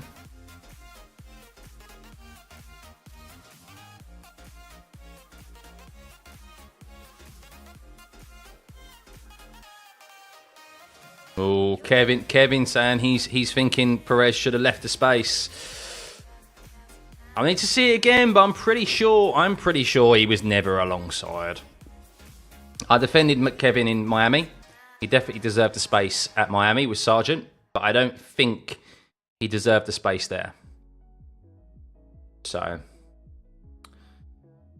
what happened with Sainz? Sainz got a puncher from going side by side with Oscar Piastri, and he's very, very fortunate that he is able to restart from third place. Very fortunate. Over 1,000 likes in the stream. Way, thank you very much. Thank you. 6,000 of you in the stream. Is there before this race restarts? I'm doing my maths now. 445. That's easy. It rolled over to a 5. Is there 445 of you on YouTube who haven't hit the subscribe button? Out of the 6,000 of you here in stream. Surely there is. If I don't ask, I don't get, you know. Get this stream to... Can we get to 24,000 subs? That'd be amazing. Thank you.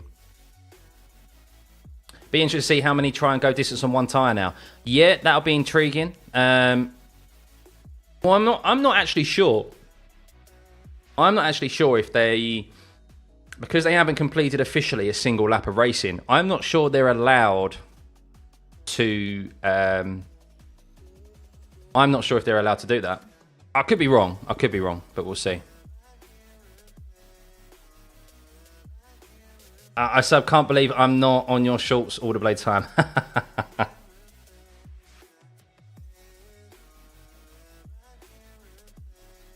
Thank you, Never. Yeah, thank you, everyone. Thank you, everyone who keeps subscribing. Look, trust me, it's I really do appreciate it. And if I do miss your subscriptions or your messages, I do apologise. I try and get through everyone that I can. We will have an opportunity to stick around and chat after the race finishes. Where you have any questions, we can have those discussions.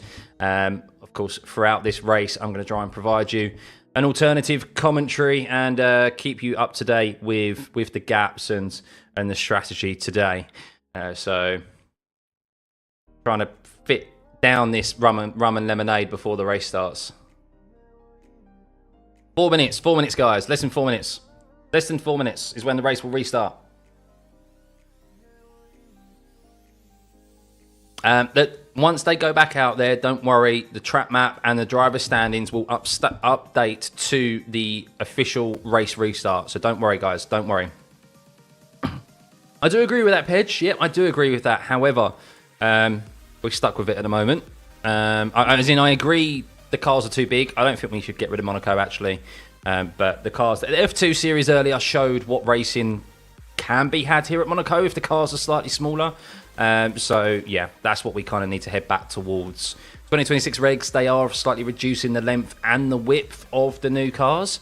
So we're heading back towards the right direction. But yeah, they need to be going back towards how they were 10 years ago, really. They've got too big, way too big, I do agree. Can't believe that red flag happened on the first lap. I know. I did predict there'd be a red flag. I did predict, I think I said there'd be a red flag. I did say Max Verstappen would not finish this race, but we've got one Red Bull not finishing it. That's gone from bad to worse for Sergio Perez this weekend, isn't it? Oh, absolutely horrendous for him. Terrible in qualifying and terrible in the race now, out on the first lap. So 2 years in a row where he has crashed out at Monaco.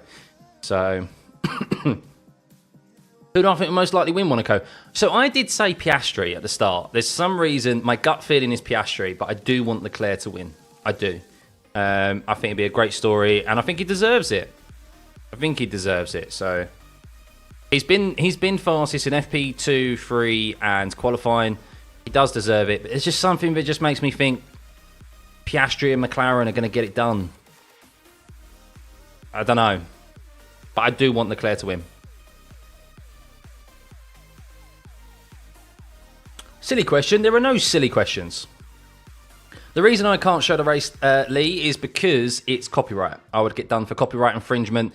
The stream would get taken down, and my channel would get a strike against it. So yeah, you can't just openly stream races. I know that there are other channels out there and you can find that will do it, but they will get taken down eventually and very quickly. So yeah, it's not something that I do here because I've grown this channel to a certain size and I do things the way that I do them. So I actually prefer watching races like this now. Like, I feel like you lose so much information, or you don't get so much information when it comes to watching TV. It is amazing how little information they actually provide you. Whereas with this, you get the whole picture of the race. And I think I generally would struggle to go back just watching TV solely. I use it as support, but yeah. Well, the race starts in under a minute's time. We will see drivers get back out there in a second.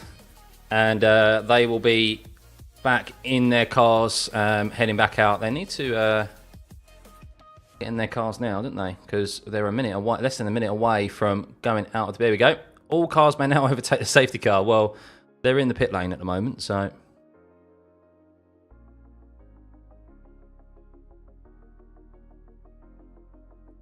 Esteban Ocon is out of this race, confirmed. Esteban Ocon is out. Is this... It is a standing start procedure. Okay, so as I predicted, that fair old whack from Esteban Ocon at the start where he got launched into the air by his teammate. Here we go. Grid sorting itself out together again now.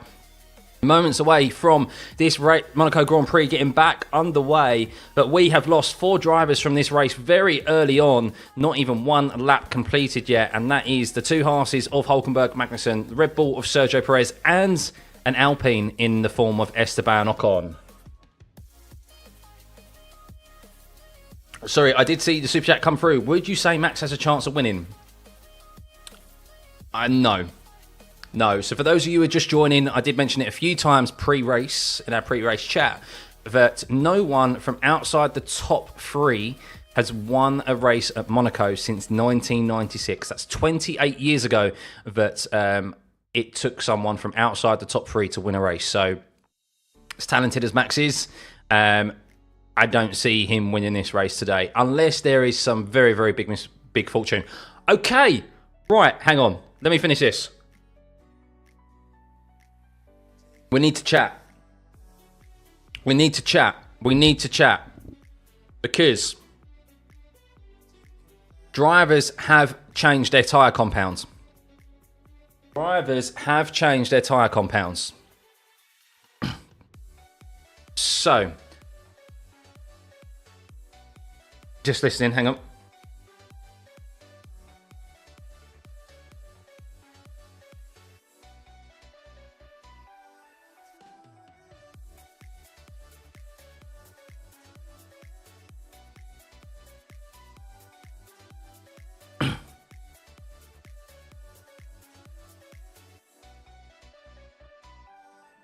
So, drivers have officially changed tyres. So I was listening to Ted Kravitz on Sky. So they technically have done the rule where they are allowed to now run these tyres to the end of the race. Charles Leclerc, Piastri, Sainz and Norris on the hard compound tyre will be going to the end of the race. The question is, can they last? Whereas the medium compound tyre of Russell, Verstappen and Hamilton most likely won't, so they'll still have to make a pit stop. So those who started on the mediums are now on the hards, and those who started on the mediums those who started on the mediums are now on the hards, and those who started on the hards are now on the mediums. As you can see, the graphic there, the tyre history has flipped on its head. So here we go, guys. We are moments away from this race getting underway again. We've had to wait a little while for this race to get back after that big crash from Perez, Hulkenberg and Magnussen. We also lost Ocon as well. But here we go. Big thank you to everyone who is in the stream joining us again for this restart of the Monaco Grand Prix. They're all lined up there. It's round 2. Here we go. It's lights out and go as Charles Leclerc. Does he get a good start? Does he beat Piastri down into turn 1? Piastri has another opportunity here, and it seems like that he's a little bit off the way of Charles Leclerc, and Charles Leclerc for the second time has held off Oscar Piastri on those hard compound tyres, and Sainz slots in this time around. There'll be no front left puncture for him as he didn't get alongside Piastri into turn 1. It seems that everyone has slotted into position there from the top 10. Stroll and Alonso have made a great start there. Stroll and Alonso haven't made a good start there. Daniel Ricciardo is the only person who did lose a position, it seems, on the restart. But everyone is as it is. But Oscar Piastri, where he was super quick through the second sector yesterday and was very close out on the initial start, just loses a bit of grip there on this hard compound tyre out in turn 8 and won't have an opportunity into Leclerc down into the chicane for the first time. Is there anyone who's going to make a send early on in this restart?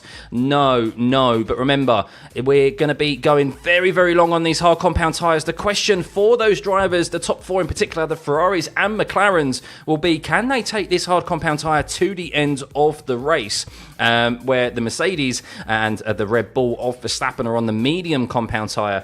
Is that medium going to go to the end, or will they have to pit to a soft compound tyre at the end? As we have our first racing lap completed in this Monaco Grand Prix. It has only taken nearly 50 minutes since the race initially got underway. And Leclerc is your leader from Oscar Piastri. Sainz in 3rd, Norris in 4th, Russell 5th, Verstappen 6th, and we're already seeing a gap form between those top 6 cars to Hamilton, who looks like he might be struggling initially with the tyre warm-up of those mediums, which has been a feature of the Mercedes throughout the whole of this weekend. As Tsunoda there in P8, Albon 9th, Gasly 10th, Stroll 11th, Alonso 12th, Ricciardo 13th, Bottas 14th, Sargent 15th, and Zhou 16th.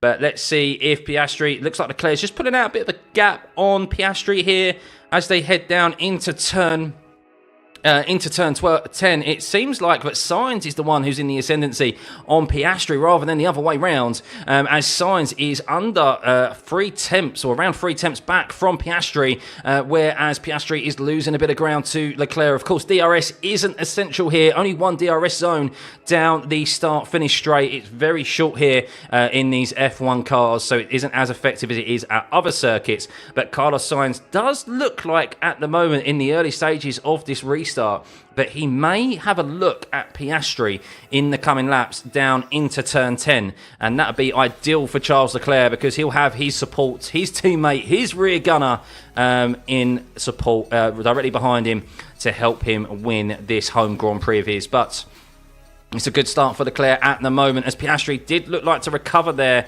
in the last sector and just set the fastest lap of the race. But the Piastri, of course, was fastest in the middle sector yesterday in qualifying. So these slower corners through turns 5 to 7 is really where he was quick as Leclerc sits purple in the first sector. No other overtakes out on circuit just as yet. They're still obviously very close together. Remember, 20 seconds is the gap that these drivers and the pit wall crew will be keeping an eye out on, as Norris struggling a little bit there, losing time to the top three, as Piastri is in a Ferrari is the meat in between a Ferrari sandwich at the moment of Leclerc and Sainz. Yuki Tsunoda all being looked at by Alex Albon of all people. Albon seems to be going really well in the Williams at the moment and seems to be eyeing up Tsunoda, 2 tenths behind him now. Does he have enough room though through the swimming pool section heading into Rasgas? That's kind of the only overtaking opportunity in this last sector, but it's mainly about lining them up into turn 1. But yes, 5 laps completed now. Have we completed 5 laps already? I suppose the formation laps as well. Apologies. But yes, it is Leclerc leading from Oscar Piastri. Sainz in P3s. Norris just outside the DRS of Sainz at the moment. But remember, these drivers in the top 4 are intending to take these tyres potentially to the end of this race. So Lando Norris, like he did in Imola, where he was slower in the initial stages of that second stint on the hard compound tyre, then hit the afterburners, didn't he? So if Norris is falling off the back here in this early stages, it might not be the worst thing for him. Whereas Piastri, of course, has first position in sight. So this could work out very well for Norris if those cars ahead of him take out too much of their tyres and Norris has more tyre grip at the end of the race. Of course, he'd still need to get it done out on track, but that's also the same for Russell, Verstappen and Hamilton as well, because I can't see them taking the medium compound tyre to the end of this race. I don't know if that's going to be if that's going to happen at all. But you can see there quite evidently the 4 fastest cars in qualifying are the 4 fastest cars out on track. The 2 Ferraris and the 2 McLarens. Not a Red Bull in sight. And Max Verstappen in P6 there. But of course, he's probably similarly in a tyre saving stage of this race. Hamilton, I think Hamilton's struggling, guys, unfortunately. He's not saving... He can't be saving that much, can he? Because he's now been overtaken by Yuki Tsunoda. No, is that just a track map there? It scared me. I thought Lewis Hamilton maybe had an issue, as it looked like Yuki Tsunoda briefly got ahead of Lewis Hamilton there. But he's definitely been caught up by Yuki, Albon, Gasly, Stroll. It's all about the Hamilton train at the moment. Whereas Russell and Verstappen are eking out and getting away from the Mercedes of Lewis. He doesn't look comfortable at all. And Russell being told to manage the tyres at the moment. But Hamilton can't be saving the tyres this much, can he? I wonder if he's probably not happy about going on to the medium compound tyre. Starting on the hards might have been the worst decision for them in the end, because if they started on the mediums, they could have started on the hards and taken this to the end of the race potentially. But you can see there purple sectors from both McLarens of Norris and Piastri, as Norris now seems to be getting a bit more of a move on and catching up to the back of Carlos Sainz.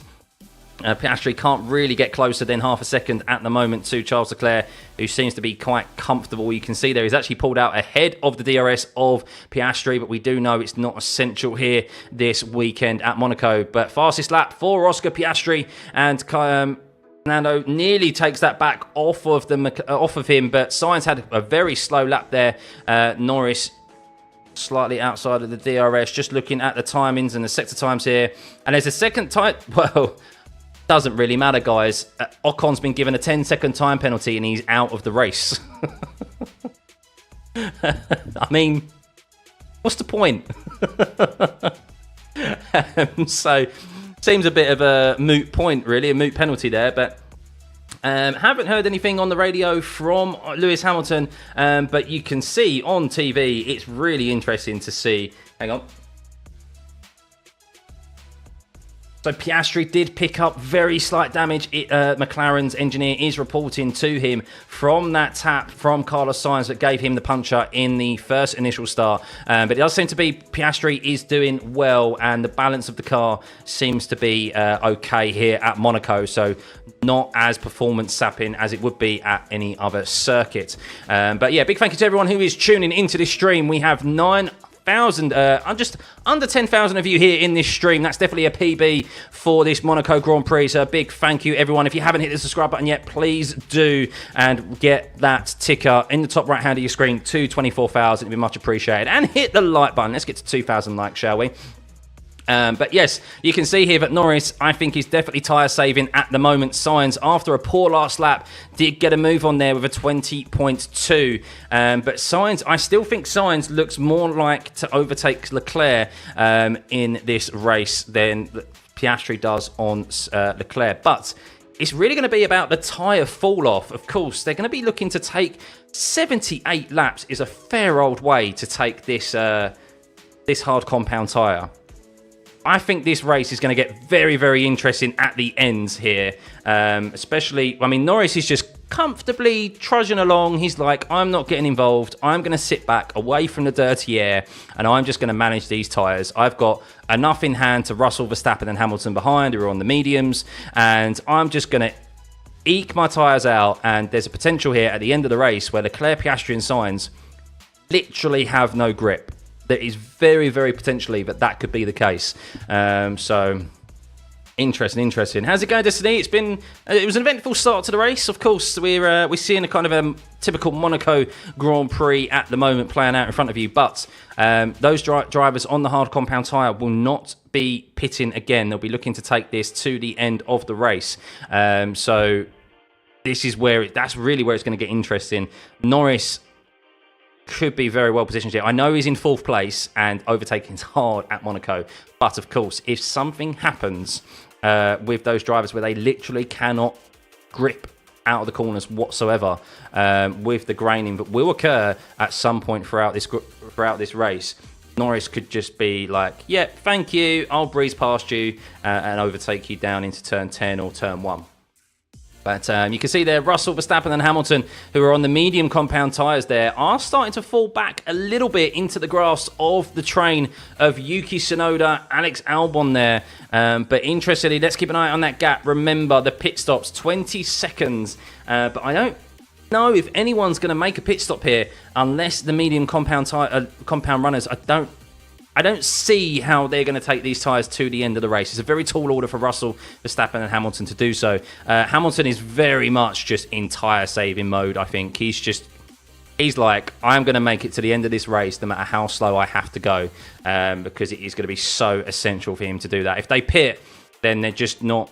We know even with a tyre deficit how difficult it is to overtake. So we will see. What's this? So the 20-second gap is the pit stop loss time, but because we've had a red flag already, drivers have already changed their mandatory tyre compounds. So those who started on the mediums and now on the hards, and those who started on the mediums on the hards and now on the mediums. But the hard compound tyre can go to the end of the race, but it's going to be a tall order. It's going to be a very tall order to take the medium compound tyre to the end of the race. So that's why we're seeing the likes of Russell, Verstappen and Hamilton going slow, because they need to make it to the end. They're going to try and eke everything out of these tyres that they can. Norris is sitting back from Carlos Sainz, Piastri and Leclerc, because likewise, he has to take these hard compound tyres to the end of the race. And he wants to sit outside of the dirty air where he's not sliding around, and he can just then hopefully have more grip come the end of this race. Because 78 laps around this track is a lot for any tyre to make it round, especially the hard compounds. Well, and especially the medium. So Ocon got into an incident with his teammate down into turn 8 on that initial start. His car got launched into the air and slammed back down on the floor. Slammed back down on the ground. His floor was severely damaged, and yeah, he couldn't restart the race. It was a very aggressive move from Ocon, and one that he's been given a 10-second time penalty for, but doesn't mean anything because he is out of this race. But obviously the stewards deemed him to... hang on. Yeah, he's given them... apologies. He made an aggressive move. Obviously didn't pull off, and he's been found at fault for it. So... Norris, fastest first sector for him. Piastri seems to have gained a little bit on Leclerc here, half a second on Leclerc. So Piastri's in an intriguing place right now, as he's really closing up the gap on Leclerc. He's in an intriguing place because He can't rest on his laurels, Piastri, because Sainz will be looking at any opportunity to slide it down the inside and overtake the McLaren. So while Piastri kind of probably wants to save his tyres a bit, he can't sit that far back off Leclerc because he'll get overtaken by Sainz, and we know Sainz will be opportunistic and will support his teammate where he can. He's already stated that before the race began. Norris, comfortably in that clean air. We can see that he's just setting fastest purple first sector there. Let's see how he does in the last sector. Slightly slower, slightly slower than those ahead of him, but that's because he's just sitting comfortably black. George Russell, P5, fastest last sector for him with a 20.3 overall. Russell, hang on. George Russell saying, I recommend I've got about 3 seconds in pocket here. But he goes, I'm driving around for nothing. But they came back at him, his engineer, and they said, we gain nothing by driving faster. So, yeah, that's the reason why Russell, Verstappen and Hamilton are where they are. The red flag has screwed up their strategy for them because they're not on the hard compound tyre, where if they were, they probably would be on the back of Norris. But Sainz just dropped back a little bit there from Oscar Piastri, who has got very close onto the rear of Charles Leclerc. What happened with Carlos Sainz? Let's have a look at his sector time through Sector 2. Obviously, he had a little bit of a wobble, or maybe it's intentional for him to drop back slightly. No, a 37.6 through the middle sector there by Carlos Sainz. So maybe a slight little lock-up from him, which has just dropped him back from Oscar Piastri. So that allows Oscar not to keep looking in his rearview mirrors. 1.6 seconds behind Carlos Sainz now, but you can see there the extra grip that Leclerc gets out of the last corner. But Piastri, we do know he's aggressive. If anyone's going to try and overtake at Monaco, it would be Oscar Piastri as they head up through the hill here. Apologies, I don't know names of Monaco. I only know a couple of them through the casino section. But he's all over the back of Charles Leclerc here. Will he have a look down into the hairpin where he's been very, very good this whole weekend through turn 5, 6 and 7? Maybe he'll be more eyeing up an opportunity down into turn 10. I think Oscar Piastri's best opportunity and overtake is down into turn 10. You can see there the interval just keeps kind of shooting up and down through that middle sector. But yeah, we'll see. I'm still not sure where this race is going to be won or lost. Do they need another pit stop? I don't know. As Sainz has really caught up to the back now. He's got to move on, isn't he? He's got to move on. Really keeping the pressure on. Max is closing up a little bit. Yes, Max, say 119.9 last time around to Russell's 120.5. So 6 tenths there for the on the Mercedes from Verstappen to Russell. Hamilton just kind of plodding along on his own as well, around the 20-second mark. Tsunoda still holding off Albon. So we can see there that Alonso's dropped back from his teammate, Stroll. So, hang on. Just listening to Sky TV.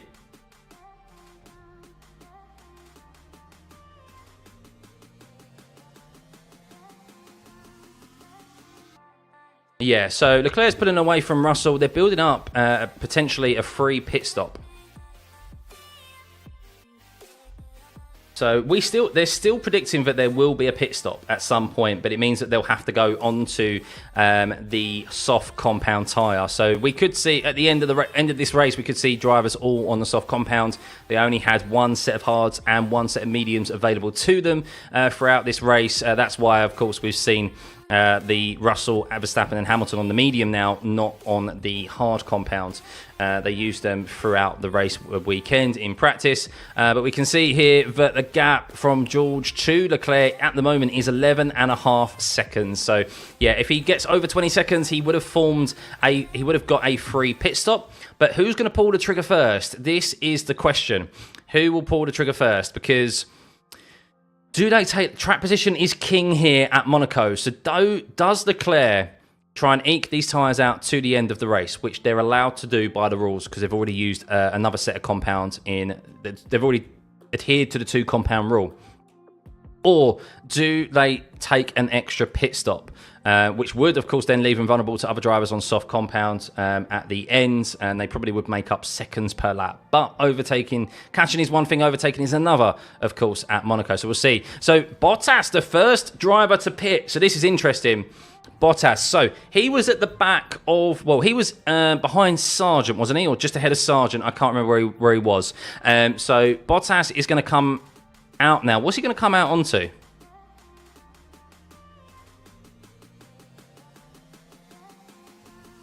Did they, what? Hang on a second. Did he really have another set of hard tyres available to use? Did he really?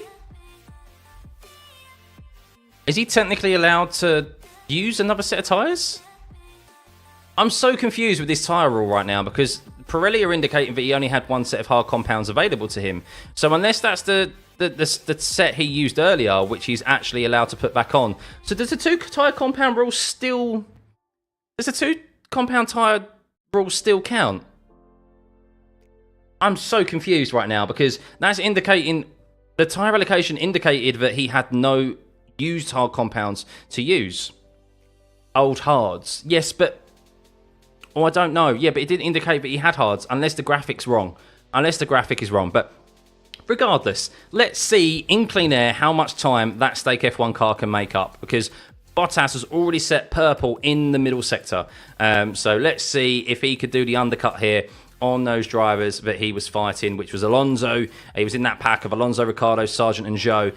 Will any of those drivers respond or will they stay out there? Let's see. I would expect that they'll probably stay out there because they were all on the hard compound tyre where Bottas was on the mediums. But yeah, Bottas, you can see there what clean air does for you because Bottas, even though he's in the slowest car here this weekend, the Stake F1 car has not been at the races at all. Slowest in every single session this weekend.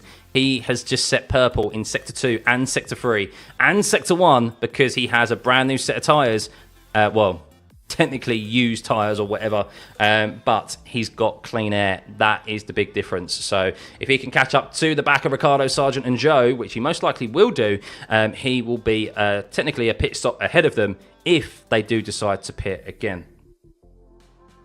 What's happened with being... I don't know about being... Why is Hamilton not pushing Max? Because they're both on the medium... So we're in a tyre saving stage of this race for Russell, Verstappen and Hamilton. They're on the mediums. They can technically go to the end of this race, I believe, if I've interpreted the rules correctly. And yeah, Russell did report he has 3 seconds in hand, which, look, he probably does on the mediums, but the engineers reported to him that they have nothing to gain if he pushes, because he'll just kill the tyre life and he'll lose time by obviously pitting. Because it's not guaranteed yet that the drivers ahead, Leclerc, Piastri, Sainz and Norris, who are on the hards, will have to pit. They could potentially go to the end of this race on the hard compound tyre is what I'm hearing. As Bottas, a 1:16.5. Oof! So that shows the difference of what a driver can do when he's pushing.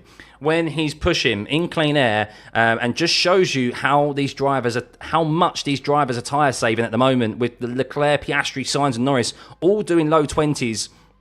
Hamilton and Verstappen just creeping into the 19s there, whereas Bottas just pushing. Bottas just pushing, just like was 3.5 seconds quicker than them. So, but big thank you to everyone who's tuning in. Over 10,000 viewers. Woo! Big thank you. Please hit that like button, and if you haven't already, please hit the subscribe button. We'll be back for obviously more watch-alongs for the rest of this season. Still a long way to go in this Monaco Grand Prix. We've only completed 19 laps, still 60 remaining.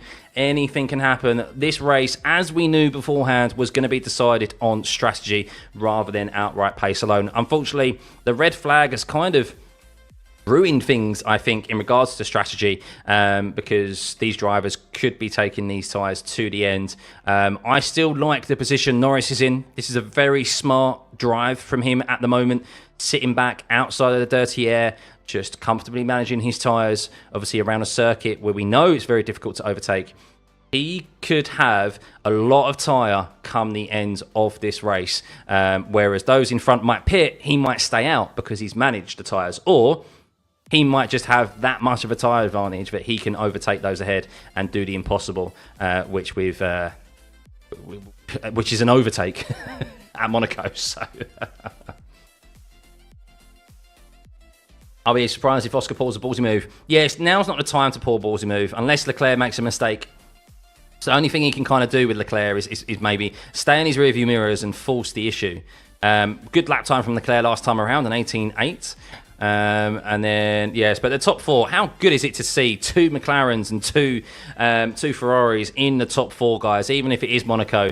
How good is it to see them at the front? Really, really good. And 4 cars, nonetheless, separated by only 3 seconds. It's brilliant to see. Brilliant to see.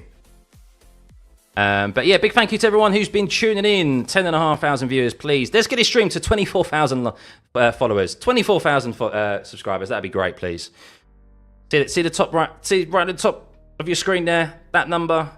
Get it ticking over. Get it ticking over. And a big thank you to everyone who does subscribe and follows over on Twitch as well. We are live on Twitch at the moment. But yeah, at the moment is pretty much a typical Monaco Grand Prix. We can see there that Russell is being caught slightly by Max Verstappen. Hamilton is just comfortably just looking after his tyres.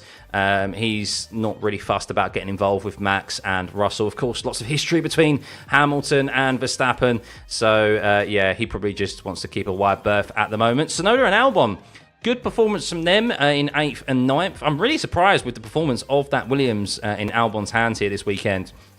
You think, like, the Williams has been very, very poor this whole season. And, of course, Monaco is a bit of an outlier circuit. Sometimes the cars do very well at this circuit and then do terribly for the rest of the season. But Albon doing a great job and showing his experience. Daniel Ricciardo, I'm sorry, Ricciardo fans, but not going well for him. Stuck behind Fernando Alonso, who is a master at parking his car in the middle of the circuit at Monaco, like he did last year, where Lewis Hamilton got very frustrated behind him. But yeah, starting to see that gap spread. But James Vowles literally reporting on the pit wall, but there's still a lot of action to come. The whole grid is driving 3 seconds off the pace, as we have already been indicated by Valtteri Bottas, who has now caught up to the back of his teammate. So it was just a few laps, blistering pace for Bottas. He is now up behind Guan Yu Zhou. He's either on the same strategy as them now with 13 lap younger tyres, or he will make up a considerable amount of positions on those ahead of him if they decide to pit. So it could have been a very good decision there for Bottas, but that's how much these drivers are driving off the pace at the moment, just trying to take these tyres to the end. I think they're still in a phase where they don't know if these tyres can go to the end, so they're just trying to see that. But there may potentially be another pit stop as well.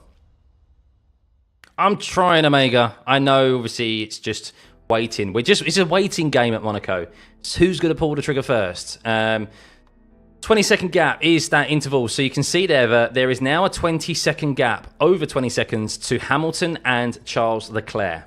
But importantly, it's more so the gap to Russell.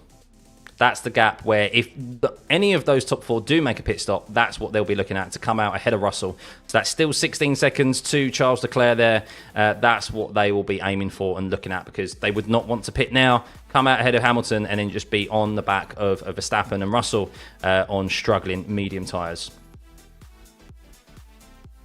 Undercut territory, yeah. Half throttle parade, not a race. Well, look, this is racing. You have to... Not every race is just gun-ho. Obviously, this is the negative about Monaco. We all knew it beforehand. These cars are too big as well to overtake on. Unfortunately, I do think the red flag might have actually nullified what might have been... might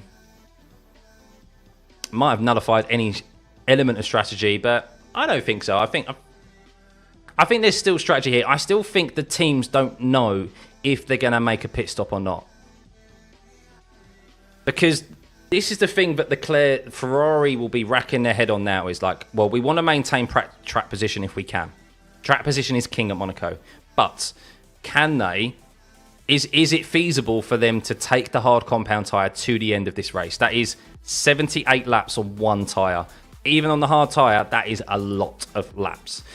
So while overtaking is very difficult at Monaco, if you have got tyres that are dead, and those drivers who do eventually pit go onto a set of softs or another set of mediums, they will have the grip out of the corners to actually make an overtake at Monaco. So, but Only fallen asleep twice so far. Does the Mercedes have any hope? They don't have any hope of the top 4, no. They have too much pace in hand. The top 4 are managing, and they're still quicker than Russell, Verstappen, and Hamilton. Look, there's nothing to say, but there might still be another safety car. As Alonso's now starting to get a move on, it seems. He's gone, okay, I've had enough of this. I'm getting my foot. I'm putting my foot down as he's pulled out a gap on Daniel Ricciardo.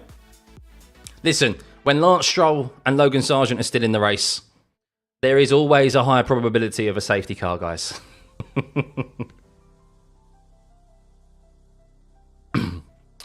Nearly at 24,000 subs, guys. If you haven't already, over 10,000 of you here in the stream. This is a PB for my stream in particular, so a big thank you. If you could get the stream to 24,000 subs, that'd be much appreciated. And continue to hit that like button also. Let's get this to over 2,000 likes, can we? Can we? Over 125,000 views on this stream. So, look, I know a number of you say this race is boring and not interesting. The numbers kind of say differently. A lot of people are still intrigued.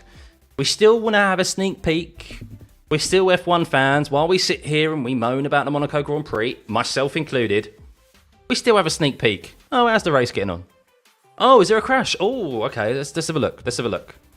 So, we can't resist us F1 fans. We can't resist. If you keep asking where you can watch the thing live, you will be timed out, guys. It's a simple answer. We cannot show live coverage of any F1 race because of copyright reasons. That is the case for any YouTube and Twitch stream. If you do see that, then they are breaking copyright rules, and they will get a copyright strike and their stream taken down at some point or another. So yeah, please stop asking that. The mods will remove you. So yes, this is how we do things here. Track map data. This gives you a full overview of the race. This is how I watch F1 now. Even if I wasn't doing these watch-alongs, I would watch F1 through this because you lose so much perspective when you're just watching the TV coverage. So, yeah. But at the moment, let's have a little update on the actual grid. As we have Leclerc, of course, still in P1, holding off Oscar Piastri. Seems to be a little gap forming with Piastri, between Piastri and Carlos Sainz. Now, of course, these drivers are still managing the tyres. They are about 3 seconds off the pace, but they can do. Even though Leclerc is out of the DRS of Piastri, it's not essential because DRS is very limited in its effectiveness here. Of course, with only one DRS zone up the start-finish straight. But importantly, for those top 4 drivers, they are nearly creating a 3 pit stop range between them and George Russell. George Russell is 17.5 seconds behind Charles Leclerc, but he is also managing his tyres also. So there could be a potential possibility if someone does decide to pit, they could be told to get a move on George Russell or Verstappen and just completely ruin any gap that Leclerc or Piastri have formed. But we'll see. They're going to get a big enough gap to pit. Yes, I think so. I think so. But do they pit? That is a genuine question. I don't know. So Pirelli initially suggested that, let me just have a reminder. Pirelli initially suggested with their pit stop strategies, come on, where is it? They initially suggested that lap 47 to 57 would be the pit stop range, or pit stop window, sorry, for the hard compound tyre. Of course, we've still got some way to go to that point. We've still got another 20 laps until that pit stop window opens for Leclerc, Piastri, Sainz and Norris. But you would suspect that the gap that they're forming at the moment, they'll easily have a free pit stop to Russell, Verstappen and Hamilton. But Russell, Verstappen and Hamilton are just they are severely managing right now. Severely managing. If they start pushing, those medians will just fall off very quickly. So it's intriguing. This race is definitely going to liven up a bit more towards the end rather than it is now in the first half. It could be very much a race of 2 halves, that's for sure. Do I think Sainz will sign with Williams in 25? That's the rumour. Yeah, seems like I would probably prefer to sign for Williams. I don't know. Would you prefer to sign for Williams, then stake F1, soon to be Audi? I don't know. They're 2 poor choices, to be honest with you, at the moment, especially for a driver of Sainz's calibre. Seems like the Mercedes seat has gone missing. I mean, they did say the Red Bull seat wasn't up for grabs, but Perez after Imola and after this weekend, I'll tell you what, those questions are going to be asked very soon. And I think Sainz will be knocking on Christian Horner's door going, you see that? You see that? So I still think the Red Bull seat is potentially up for grabs. But will they go for Sainz? I definitely think Yuki Tsunoda's putting himself in with a shout for that. His contract's also out is out of date at the end of this season as well. So yeah, still lots of movable pieces in regards to the driver market at the moment. But yeah, big thank you to everyone who has been liking and subscribing to this stream. Still over 10,000 of you here in this stream. Big thank you, PB, for this stream. And if you could. Oh, we're only 18 away from 24,000 subscribers on this channel. If you see that number at the top right-hand side of your screen, you will see that tick over. So please, if you haven't subscribed already, please do. This is the 8th race watch-along of this year, and we'll be continuing them throughout the rest of the season. We still have 16 races remaining. Still a long way to go, and sprint races not included within that. So, yeah, still a lot of racing to go. Charles Leclerc in the ascendancy at the moment, and this championship battle is not over and done with by any means. Charles Leclerc could potentially gain full 26 points today if he gets the fastest lap. Max Verstappen down in P6, not where he wants to be. The Red Bull seems to be, unlike the supreme and untouchable piece of machinery that we've seen and thought it was at the start of this season. It now seems to be a few chinks in its armour. Doesn't like the bumpy circuits, that's for sure, and tracks where you really need to ride the curbs. So it is vulnerable, and it will make for an interesting remainder of this season. Way over 24,000. Big thank you, guys. Big thank you. Hopefully, honestly, I hope Perez ends up leaving Red Bull. He needs a team that will focus on him more. Yes, but where will he go? He'll just go to probably a mid-team. I don't think he'll get another seat. So Perez isn't going to force himself out of that seat. He'll have to be removed from it because he's not going to be taken at another top team, is he? But real field spread here now, guys. Leclerc, Piastri, Sainz and Norris. There's 5.6 seconds between them. Sainz seems to have been dropping back. Maybe his intention is to actually intentionally hold up Lando Norris. Piastri just falling back outside of that dirty air range of Charles Leclerc. George Russell is slightly being caught by Max Verstappen. They seem to be Russell, Verstappen and Hamilton are kind of doing identical lap times at the moment. A bit of a delay there in the track map. It will restart itself very shortly. There we go. But Alonso did look like he was making a move on, and then he's fallen back into the clutches of Daniel Ricciardo again, and Logan Sargeant, Guan Yu Zhou and Valtteri Bottas. So yeah. Red Bull have already confirmed that they would not be offering Sainz a seat for next season. Door is already. Have they confirmed that, though? Have they confirmed that? We know how much Red Bull just chop and change seats, don't we? So I don't think. I'd probably trust what Helmut Marko says as much as I could, as far as I could throw him, to be honest with you. So thanks, Sargis. Yeah, thank you everyone who's been enjoying this commentary and continues to do so. Sainz 20.1 now in that first sector, so that was just slightly slower there. Well, that was 9 tenths quicker than Charles Leclerc last time around. So we're starting to see. We're halfway through this race yet? No, nearly, guys, nearly there.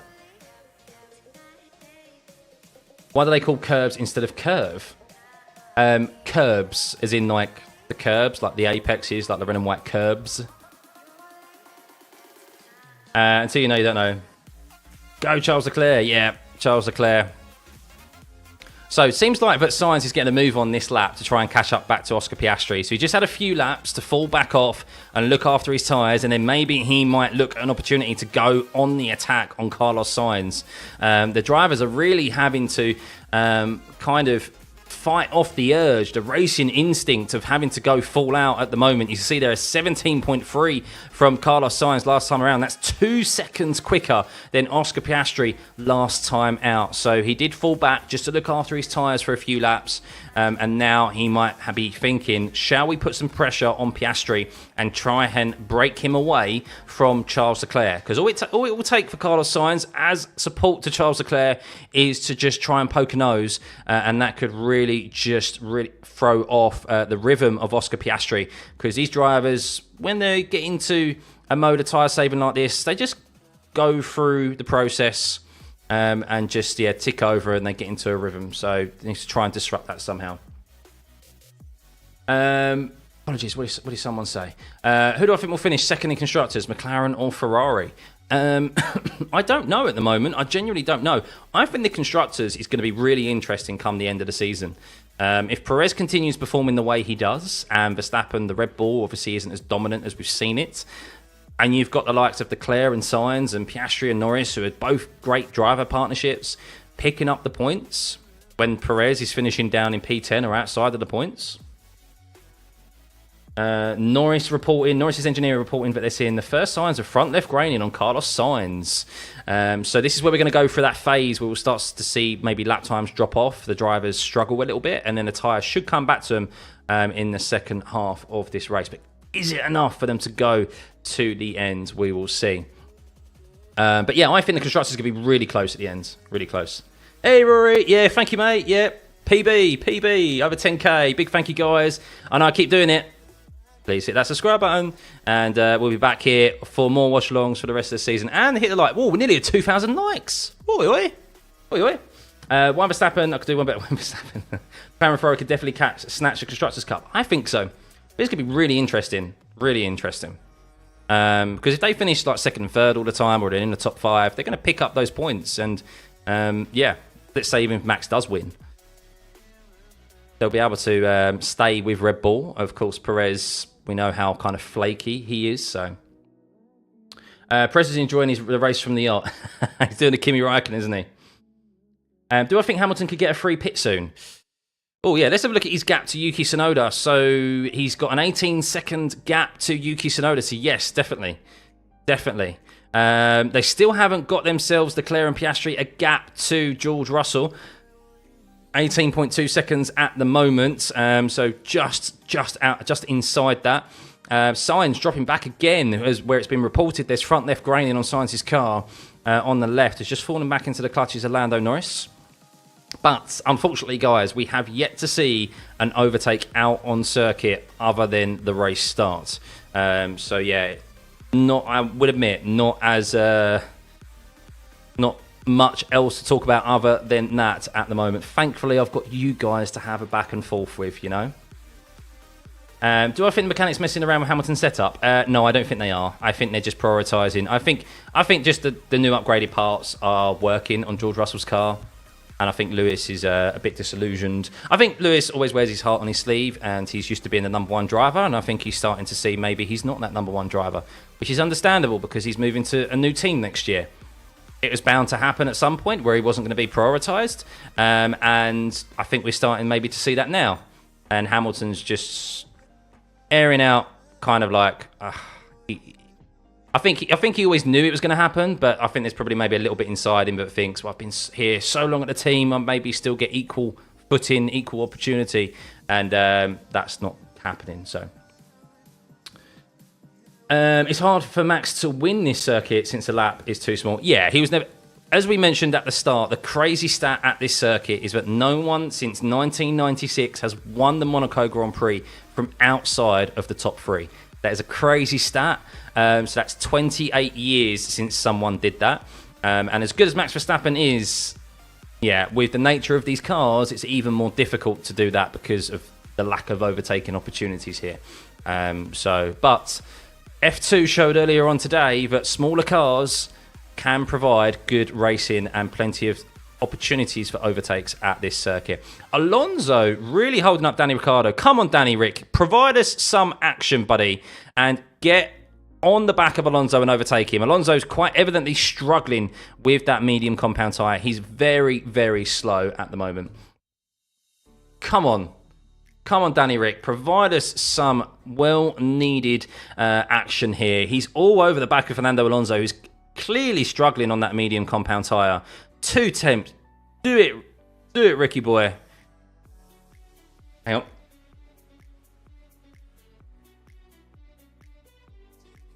Someone's just said, if we open the 20 seconds, there's a possibility Lando goes for the soft.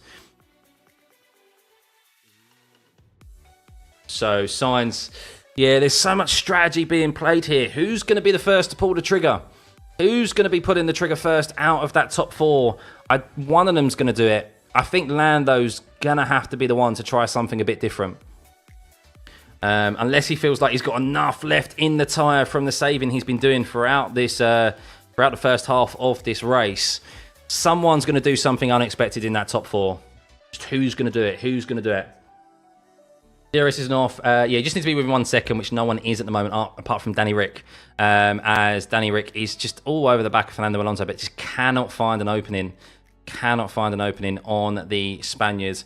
Here we go. Oh, he's a bit closer now, Danny Rick, but loses the traction out of the last corner, unfortunately, and the DRS just isn't available. And the problem is that no one's making mistakes. This is the issue. All of these drivers are just no one's making a mistake. And that's the issue. So there's nothing to capitalise on, even if you're on the back of them. Top 4 not pitting.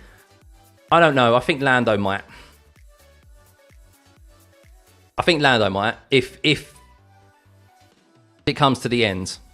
We've seen that these drivers are about 3 seconds off the pace, so he could easily do that. He could easily make up time on the soft compound towards the end of this race. So, to be honest, if I was on hard in Monaco, I wouldn't pit either because it's almost impossible. Exactly. Track position's key. Hang on.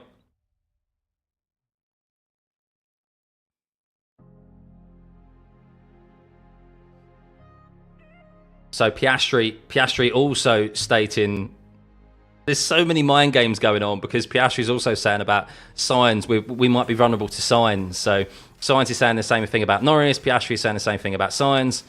It's they're really playing around with that window as well of George Russell 20 seconds back. Yeah, we'll see what happens. That's why that gap is forming with Sainz and Norris. They don't want to leave a window for George Russell. That's why they're just hanging back a little bit. So Hamilton used rain. Ferrari just drive on the damn road. They could undercut for hards, right? No. I mean, they've obviously got the hard compound tyre on at the moment. If they go onto any tyre, it'll be the soft tyre. But Fernando Alonso, Danny Rick cannot get past. Gasly going well in P10. Albon just dropping a little bit back from Yuki Tsunoda, 118.9 last time around. But look at that gap between Russell, Verstappen, Hamilton, and then Lando Norris. 21 seconds at the moment. Still 42 laps remaining, guys. Have I got time for another... I think I've got time to go make another rum and lemonade, I think. Another drink. I might need it to get through this last 42 laps.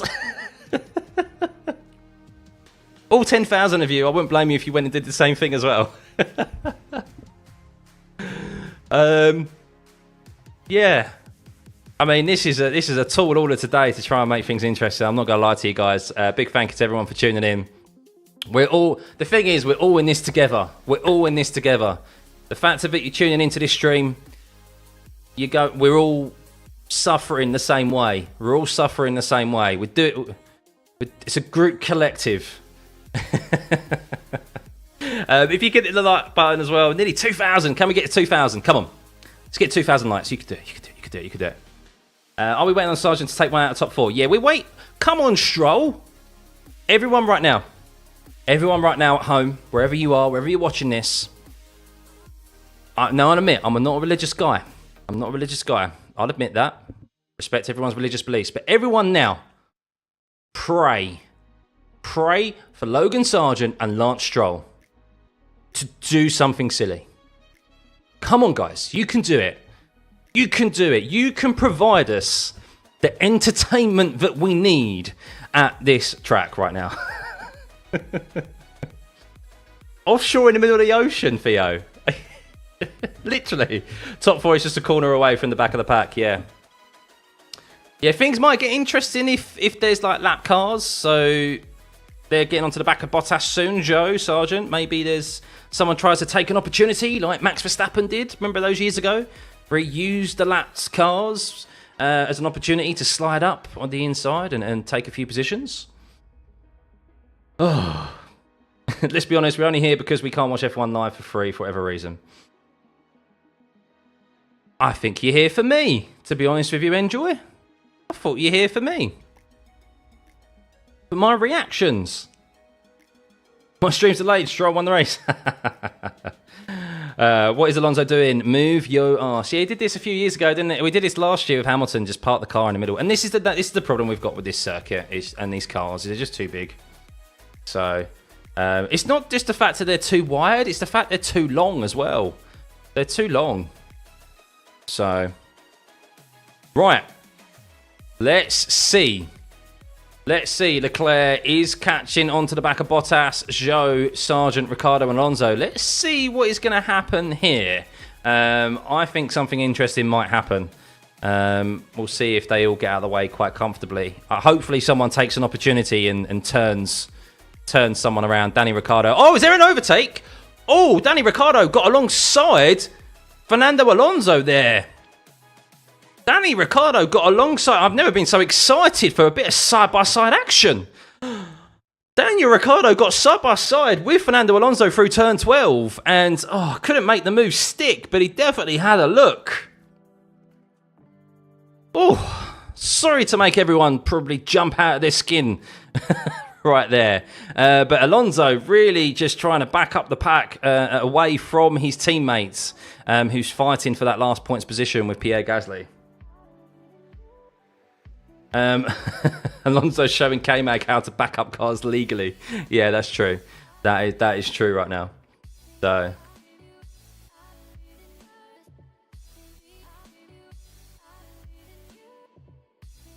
right.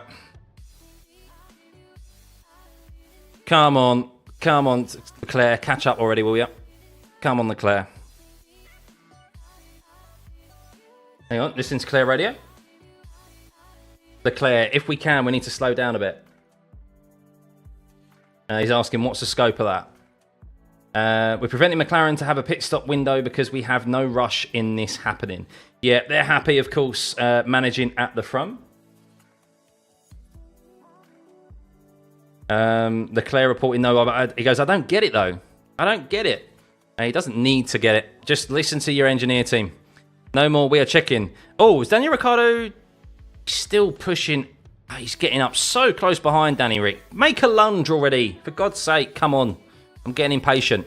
As Leclerc, here we go. Right, so Leclerc's catching up to this pack now with Valtteri Bottas, the first of those drivers to be lapped. So let's see, with Fernando Alonso really backing up Ricciardo. Surely Ricciardo's got to seek an opportunity here with the faster drivers coming through. Hopefully he doesn't totally back off and sees an opportunity to try and do a Max Verstappen-esque move. Come on, Danny Rick, you can do this. Provide us the well-needed action that we need, even if it's only for a brief moment. As that gap, is maintaining 20 seconds to George Russell. So it's right on the cusp of that free pit stop mark, free pit window. So look, now look at that. Alonso knows the pack is coming through, so he just gets a move on. He's such a cheeky bugger. He's just such a cheeky bugger, Alonso. He's got plenty of pace in hand. He's like, okay, now I'm going to get a move on because those leaders are coming through, and I don't want Danny Rick to take the opportunity. Although Danny Rick's responded to it here as they head for the swimming pool section, so he's wise to it. He's wise to it. And they've got ahead of Zhou there. Zhou really slowing down to let Piastri through. Is he going to let Sainz through as well? Yep, he does. Moves out of the way, out of the last couple of corners. But here we go. Leclerc is going to be back on the back of Ricciardo and Alonso here. The blue flag's being flown. Only a couple of corners until he has to get out of the way. He'll be wanting to hold on and have a go at Alonso down into the Mirabeau hairpin. He's all over the back of him there. You can see the gap is really, really close as Ricciardo goes, okay, I'm going to let Leclerc go down into turn 5. And then maybe I can capitalise on him being of letting. Wait on. Oh my God, there's so many markers there. I can't tell who's who. There's Piastri. Has he let Piastri pass as well, Danny Ricciardo? He hasn't just yet because he has Sargent close behind him. It's all very, very tight there between those drivers. Sargent just holding up Sainz there as they came out of turn 8. Ricciardo now, he's going to be thinking, right, let's follow Leclerc. Let's see if we can sneak past Alonso.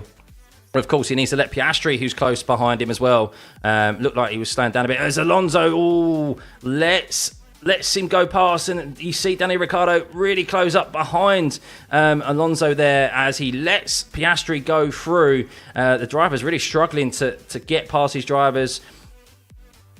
Or Piastri signs the leaders struggling to get past, obviously, the lap cars. Ricciardo hasn't really gained anything from that, has he? Unfortunately. Not really gained anything from that. It's quite anticlimactic, guys. I apologise. I apologise on, F1's behalf, I guess. Alonso train, yeah. Go on, Danny Rick. Sneak up behind Norris. That's it. Sneak up behind Norris. Does he get past? Is he able to make an opportunity? Oh, he's got onto the back of him. Very, very close. 2 tenths behind Alonso. But no, Alonso was wary of it, and he hasn't been able to get past, unfortunately. And Danny Rick is going to be sick at the sight of the rear wing of Fernando Alonso come the end of this race. But that's worked out well for Leclerc. He's got 2.5 seconds gap on Oscar Piastri now. But they do want to keep that gap at 20 seconds to George Russell, of course, as this race progresses. So 36 laps remaining. We are halfway through it, more than half, just over halfway through this race right now. As Lance Stroll's in the pits. Okay, so we've now got some pits. Interesting stuff happening. So the medium runners can't go to the end. Medium runners, interestingly, can't go to the end. So Lance Stroll is pitting. What's he going to come out onto? A set of hards? Surely a set of hards. Do you think we'll see Antonelli or Behrman on the grid? We'll definitely see Behrman. He'll be taking over that Haas seat that's been vacated by Hülkenberg. And then we'll see probably Antonelli. I mean, Mercedes are putting so much effort and development into Kimi Antonelli. He's doing so much testing for him. I think he'll definitely be an F1 next year, I think, either in the Williams or in the Mercedes seat. I think they're going to eye him. I think they're just going to put him straight into the Mercedes seat. I think they're now going to leave him in F1, in F2 for this year, and he'll be in Mercedes next year. James Vowles was a little bit, didn't want to remove Logan Sargent.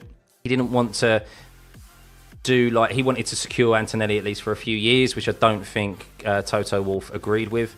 So, yeah.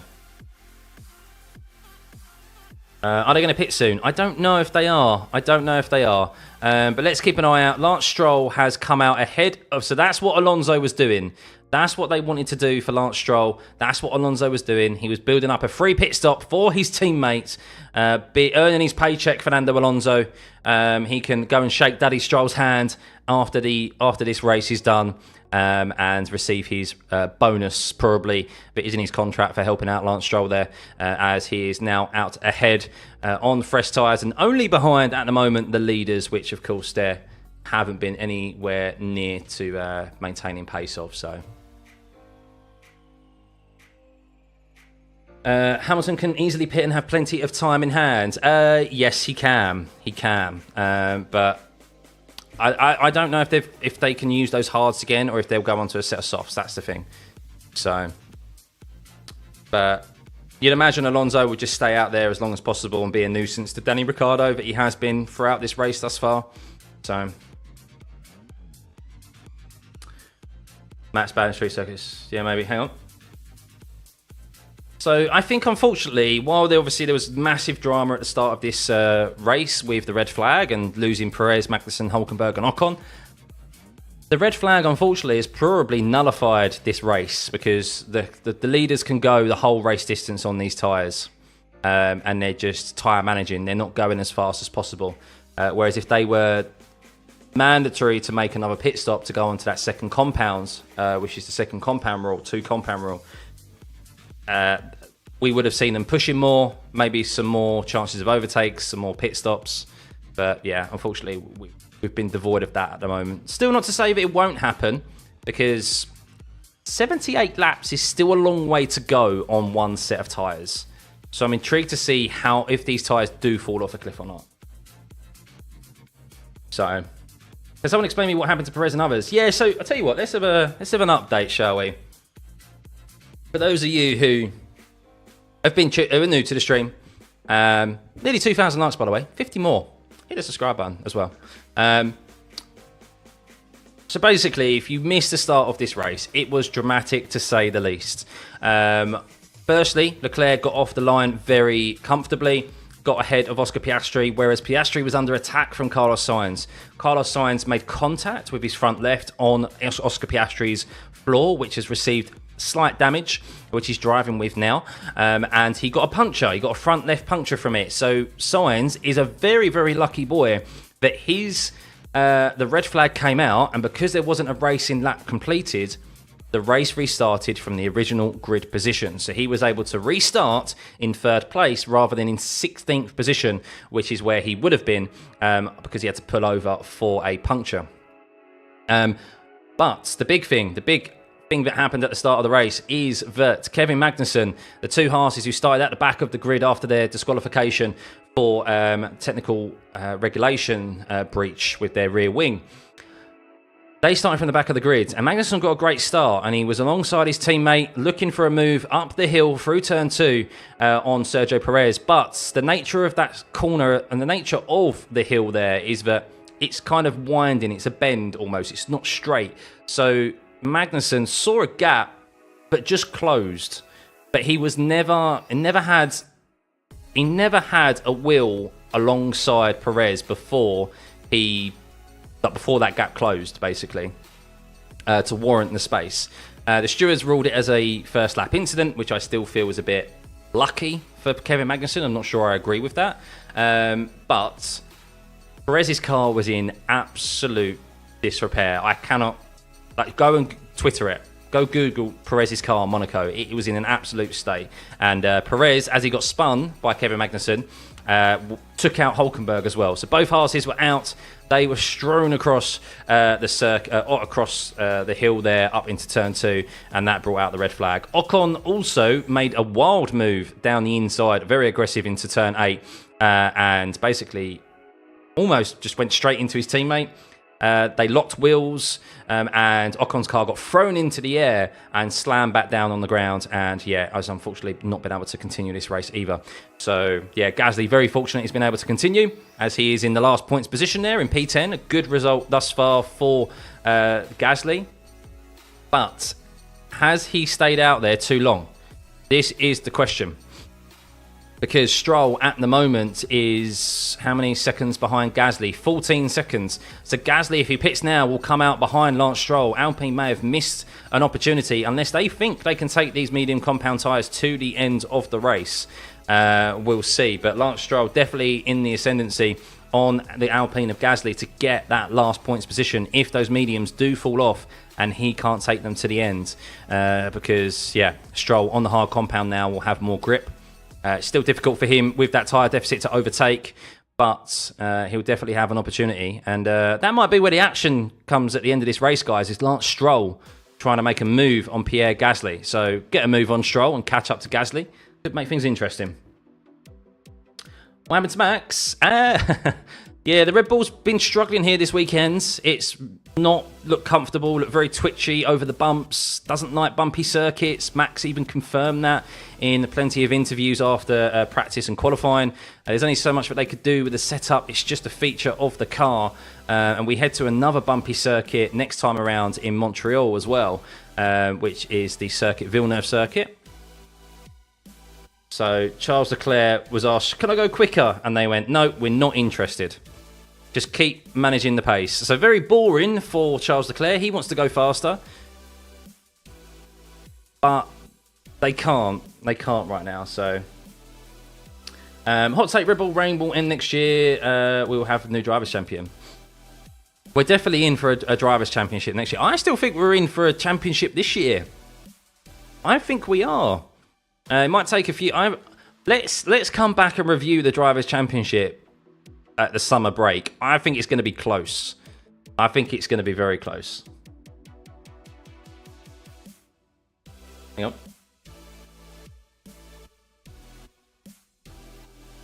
Listening to Norris's radio.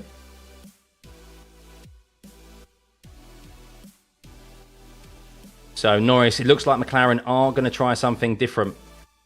It looks like McLaren are going to try something different with Lando Norris. So Stroll is in the pits again? Stroll's in the pits again? What for? What's Stroll done? Has he hit the barrier? Has Lance Stroll had a wobble? He's back out. Why is Stroll back in the pits? He's come back out onto a set of softs. Oh, okay. So they're trying... Ooh. Well, this is very bold from Aston Martin.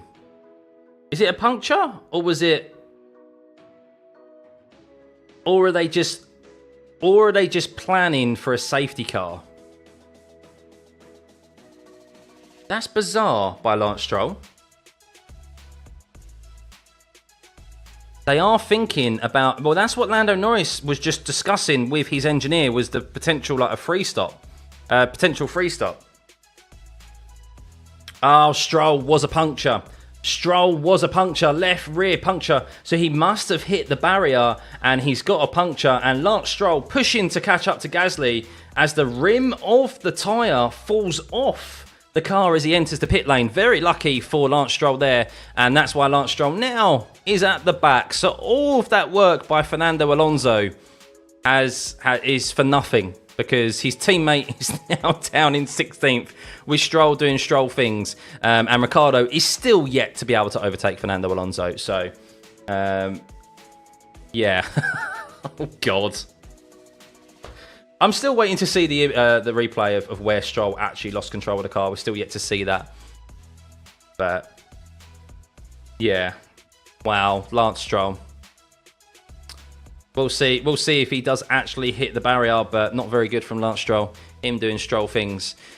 Right, let's have a look back up and down the grid then. So Norris might potentially make a pit stop. There are now done 50 laps on this set of hard compound tyres, with 28 laps still remaining in this race.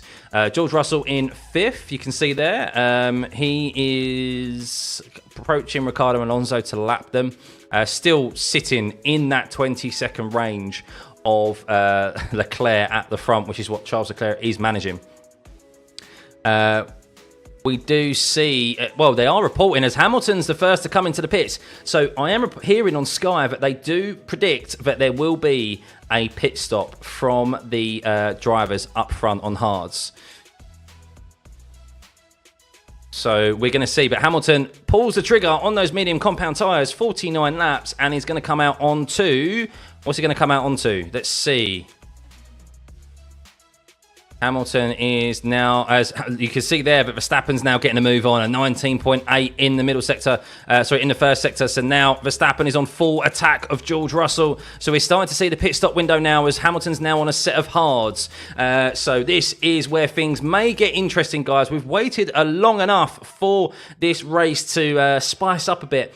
But Hamilton out on the set of hard compound tyres. Verstappen will be looking to try and push up to the back of Russell as much as he can, and must be responding to Lewis Hamilton. You would be thinking, as Guan Yu Zhou is on the back of Sargent now also. So we'll see how Hamilton's outlap is. Let's see if Verstappen does respond as they get past the lap car of Daniel Ricciardo.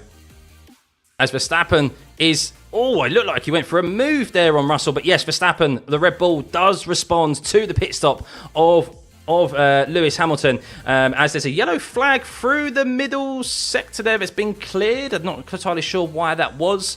Maybe that was Lewis Hamilton just going a little bit deep there. I don't think so. His middle sector looked pretty good. So Verstappen is going to get out ahead of Hamilton, it seems, as Hamilton comes down the start-finish straight. Let's see how close it will be. But we could see a fight between a very good last sector there from Lewis Hamilton, you can see. And he will be chasing down the Red Bull of Max Verstappen. Let's see if those two, if anyone's going to provide us drama, Lewis and Max Verstappen could provide us the well-needed drama that we so crave here today. But George Russell, is he going to respond? Let's see. Let's see. So he needs to overtake Fernando Alonso down into the chicane. Will Fernando Alonso let him go? He will. As Daniel Ricciardo, is he going to try and capitalise on that move by Russell, letting Alonso go through? I think they've gone side by side there, and Ricciardo's definitely looking at a move on Alonso. Is he going to get around the outside of turn 12? They're side by side. Oh, Fernando Alonso just keeps Daniel Ricciardo behind for countless amount of laps now. But that's a the last opportunity Ricciardo had was into turn 12 as well, but not quite, doesn't quite have the grip on these tyres to hang it round the outside. But as George Russell stays out, George Russell is staying out at the moment. So the hard compound tyre for Max Verstappen. Yeah, Stroll was the only one on soft lap. So board trap Monaco. Yeah, it's not ideal, was it? Qualifying was much more interesting yesterday. Much more interesting. 16.4 for Lewis Hamilton here in the first time lap on this new set of tyres, so good from him, but he is losing time to Max Verstappen as Max has done a 19.5 in the first sector. That's where the Red Bull was very quick yesterday in qualifying, but then he loses a bit of time through the middle sector as he's catching lap traffic, so he'll probably lose some time here to, well, he may be able to catch up to Verstappen, we'll see. But just watching Valtteri Bottas as we've got an on-track overtake. I missed it. As Bottas earlier on did make a move on Logan Sargent. I missed that. Damn it, how did I miss it? How did I miss the only on-track overtake of the whole race session? Honestly, I can only heartfelt apologies, guys. Terrible, terrible commentary. Hamilton, he was like, why didn't you tell me the outlap was critical? And he's lost time to Verstappen, as Verstappen is going to cross the line and set the fastest lap of the race with a 15.8 mega lap. That's 5 tenths, half a second he's made on Verstappen there. Well, Verstappen has made on Hamilton there on his first out lap, so first time lap. So really good for Verstappen. So we'll see what Russell does. What is Russell going to do? He's in P5. Is he going to goal hang? I don't know. But can we take a minute and acknowledge that Max is 21 seconds behind first place? I know. So he's not 20 seconds ahead for once, guys. Not 20 seconds ahead for once. But yeah, guys, if you could hit the standard obligatory request for subscribing to this channel, that number at the top right hand of your screen, that number up there, if you could get that ticking over. It always says about 90% of you don't subscribe to this channel, but you are returning viewers. I appreciate the returning viewership, but of course, if you could subscribe, it'd be much appreciated. Can we get ever closer to that 25,000 subscribers? A quarter of the way to that magic 100k. And we're here over 2,000 likes, by the way. Much appreciated. Thank you, guys. But yeah, not gonna lie, I'm kind of there. Stumped a bit. Sky are definitely earning their money. It definitely helps to have someone to bounce off of. Of course, I've got you guys to bounce off of. But yeah, this is really tough to kind of find anything that's interesting going on this circuit. It's really, really tough, isn't it, Monaco? Really tough. Zhou can't get past us. So, okay, right, Lance Stroll. We prayed for you earlier to provide us some drama. You're on the soft compound tyre. You're behind Sargent and Guan Yu Zhou right now. Do something. Do something for us. Let's see what you can do. Come on. Do something for us. Let's keep an eye on Lance Stroll. We're not really keeping an eye on the leaders at the moment. They're just plodding along as they have been for this whole race, just managing that gap to George Russell. However, there is a free pit stop now to George for Charles Leclerc, so we'll see. But Lance Stroll here, is he going to have the run on Guan Yu Zhou through the tunnel? He is indeed. Oh, he looks like he's going to. Is he going to have the move down into the chicane? We know what can happen with Lance Stroll whenever he goes for a move. And has he got the move done on Guan Yu Zhou? He has. Lance Stroll has made an on-track overtake. And on the soft compound tyre, makes quick work of Guan Yu Zhou. That's what we need. We need drivers on the soft compound tyre as Hamilton's sitting purples at the moment to try and chase down Max Verstappen there as he's lapping Valtteri Bottas. A 14.4 for Hamilton last time around. A really good lap from him as he is pushing. So let's see if Stroll has the move done on Logan Sargent as they head into turn 1. And does he? Logan Sargent seems to be hanging in there. They're side by side through turn 1. And Logan Sargent has to concede to Lance Stroll. And Lance Stroll, in half a lap, has gained 2 positions. We have to give a round of applause to Lance Stroll. Because for 1, he hasn't crashed. And 2, he's provided us with 2 on-track overtakes. 2 out of the 3 we've seen all race. In half a lap. Fair play, Lance Stroll. I don't give you credit a lot, but fair play. Yeah. But yeah, Lewis Hamilton is catching slightly Max Verstappen, but not a lot. Now Max has a bit of clean air. He'll probably be able to overtake them. Daniel Ricciardo still tucked up behind Fernando Alonso's wing. So Fernando Alonso did have... Fernando Alonso had to take avoiding action through turn 10 and run for the chicane. Has an off track there, so maybe he'll have to concede a position. I don't know. But the top 4 now, 6 seconds separating them. Leclerc, Piastri, Sainz, and Norris. Is a gap, obviously, between Leclerc and Piastri. Norris has been on the back of Sainz for quite some time. Albon still can't get past Tsunoda, of course. Williams, I kind of get why they probably don't want to push too hard. This would be a good result for them, finishing in P9, getting some well-needed points. I think it'll be their first points of the season, actually, the Williams team. So they don't want to throw this result away. I think Albon will only take the opportunity if Tsunoda makes a mistake, which, you know what? No driver has really made a mistake yet, other than Kevin Magnussen. So, soft for the next stop. Maybe. Yeah, maybe. Hopefully we see the softs, because then we'll see drivers pushing more and there's more opportunity for a crash, you know, and something interesting to happen, which at the moment, yeah, we've been devoid of. So 20, we have 20 laps remaining, guys. 20 laps remaining. Not long to go. 11,000 viewers in this stream. Wow. Absolutely unbelievable. Big thank you, guys. If you're new to this stream, hit the subscribe button, please. We'll be back for the Canada Grand Prix in a few weeks' time. Verstappen 14.5, purple in the last sector. Not quite fastest lap, but he is building up a comfortable gap on Lewis Hamilton, who had to get through traffic there. So unfortunately, we're not going to see any Max versus Lewis, but Max is going to catch George, and we do know that George Russell, there's no love lost between him and Max Verstappen. So Max will be in striking range very soon. He's 3 seconds a lap faster, or 2.5 seconds. Yeah, 2.5 seconds a lap faster at the moment than that of George Russell. So he'll be on the back of him quickly. So we'll see if he'll either make short work or if he'll actually do something. And, well, if George gets his elbows out, that'd be fun. So, 20,000 people for the most boring race. Well, it just shows, while we still say it's boring, Monaco still piques us F1 fans' interest, doesn't it? We still can't resist taking a sneak peek at this circuit and this race and seeing what happens. So I would still be doing the same if I wasn't doing this watch along, guys. I would still be sneaking a peek at what's happened. So the fact that so many of you have stuck around throughout the majority of this stream, I do appreciate it. As I said, we are in this together. We're in this together. We are suffering together. It's better than suffering alone, isn't it? So at home, on your couch, watching wherever you are in the world, actually, wherever you are in the world, because I know this is a worldwide stream. So Max fastest lap, yeah, Hamilton fastest lap, actually. Hamilton did have the fastest lap previously, and he's just gained it back. But you can see there, interested on the gap between Verstappen and Russell. As Russell did get a slight move on, a 16.8 last time around. But let's see.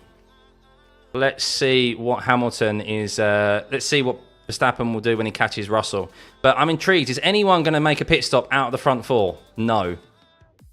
We need someone to pull the trigger. We need someone to pull the trigger. That's what we need to do. So...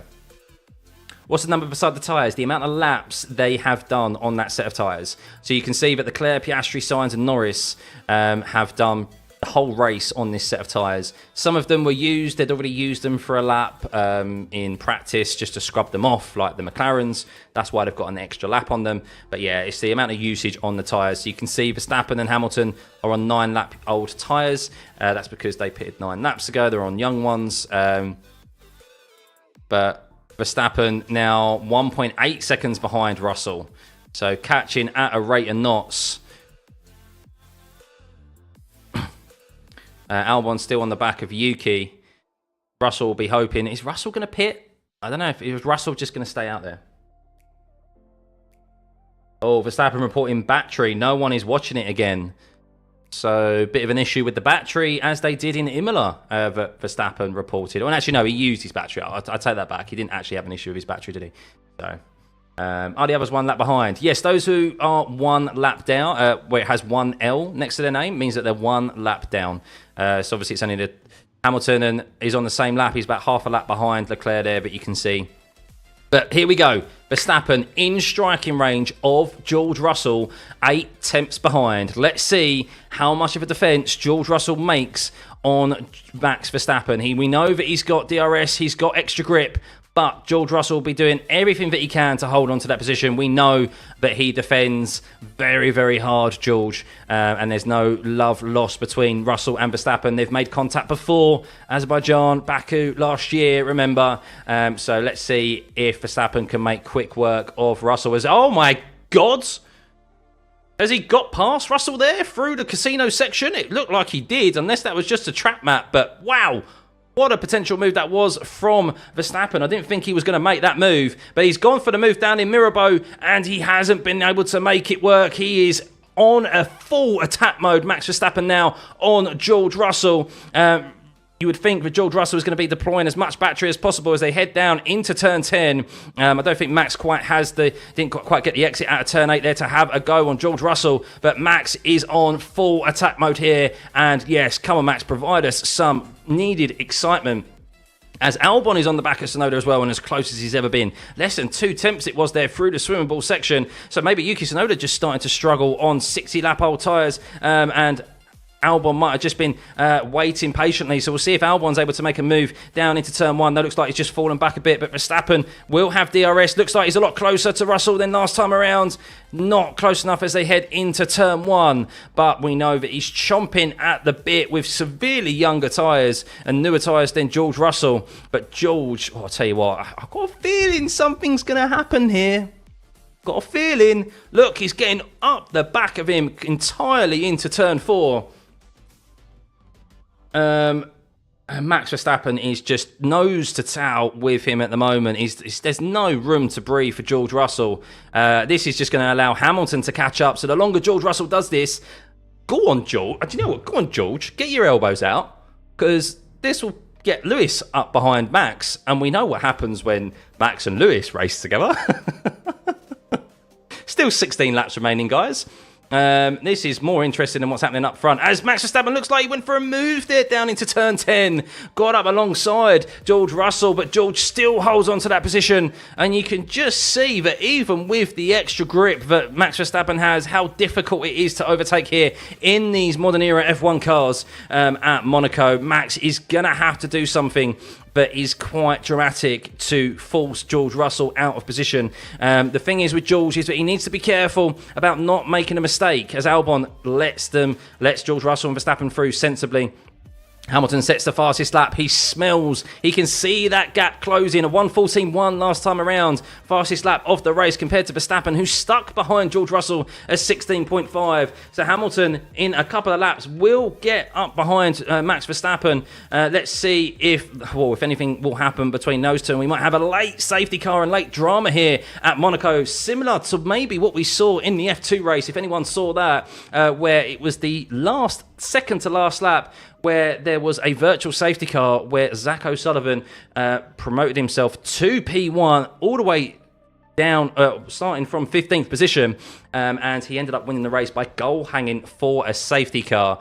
It's kind of what this race needs, I think. Otherwise, I think it's going to be as it is: Leclerc, Piastri, Sainz and Norris. Of course, Leclerc fans will be over the moon, and myself included. I do want Leclerc to win, but we'll see. So George Russell just needs to hold off Verstappen for another lap or so, a couple of laps, and Hamilton will be able to catch onto the back of Max. So we'll see. Alonso still holding on to the back of Daniel Ricciardo, as Bottas has now caught up to the back, and Lance Stroll. So Lance Stroll on softs will be looking to make quick work of Bottas as well.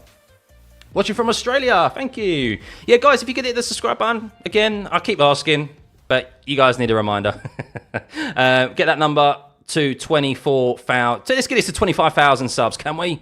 Surely there's 700 of you out of the nearly 12,000 viewers currently here in this stream who haven't subscribed. We'll be back, of course, for many more watch-alongs this season. But it'll be a lot more exciting than this one. Can guarantee that. We head to Canada next time around, which is a circuit that has always provided some good racing. And I think it's going to be just as close as we've seen in Imola, Miami, and now Monaco. Of course, the racing has been a little bit more left to be desired, which we expected. The action is always more so on the Saturday, but we could potentially have an interesting end here as we head into the 13 laps remaining of this Monaco Grand Prix. Charles Leclerc is your leader, 1.5 seconds ahead of Oscar Piastri. Sainz 5 seconds back, struggling with his tyres. Lando Norris in P4, and well, we have Russell fending off an aggressive Max Verstappen right now on 13 old hard tyres to George Russell on 63 old lap mediums. He's doing a great job at the moment from holding back Max Verstappen as Lewis Hamilton is looking to close in and fight Max Verstappen here at the end of this race. Yuki Tsunoda, who has held off Alex Albon for the whole of this race. Good drive from both of those drivers. To be honest, neither one, I don't think, wants to do anything too unsensible. They're probably just plodding along and will happily accept a P8 and a P9. This will be Williams' first points of the season if Albon finishes in P9. And then Pierre Gasly, well, it looks like him staying out on the medium compound tyres has worked an absolute treat because he is going to be in P10 quite comfortably. Lance Stroll is stuck after that puncher, after pitting onto a new set of hards, picked up a puncher because of a mistake and is now in P14, stuck behind Bottas, Ricciardo and his teammate Alonso, who did a great job in providing him a free pit stop, but Stroll threw that all away as kind of he does, and yeah, is now in 14th rather than chasing down the last points position. And Logie Bear has now been overtaken by Guan Yu Zhou and he's down in 16th position. I look like actually he made a pit stop. I forgot. Apologies. Logan Sargent did make a pit stop. That's why he's now caught up to the back of Zhou. He's on mediums, and he will most likely get Zhou pretty soon. Oh, that's the update, guys. That's the update. I think there's been 3 overtakes. There's not been a lot. Yeah. Sonoda saying. Sonoda being told we have marginal strategy now, so we can push more. That's what I like to hear. Go on, Yuki. So we can see that gap just eking out a little bit on Alex Albon. But there we go. Hamilton 2 seconds back from Max Verstappen now, who is stuck behind George Russell. It's not to say that Hamilton would even have an opportunity at getting past Max Verstappen either when he catches up to the back of him as this race has gone on. But yeah, unfortunately, the big crash that we saw, the red flag at the start of this race, unfortunately has nullified any kind of element of strategy. Whereas if we was able to continue, we'd at least would have had a mandatory pit stop from Leclerc, Piastri, Sainz and Norris. Watching from Indonesia, welcome. What are the chances of Sainz coming in P2 towards the end? I don't think so, no. He hasn't got enough tyres left. He's quite struggling with his tyres. So Leclerc looks comfortable, has enough pace in hand, doesn't need to worry Piastri. We've got 11 laps remaining, 10 laps after this. They've got to the stage of the race now where they can probably start pushing. 15.9 last time around from Leclerc, which is 6 tenths faster than Piastri.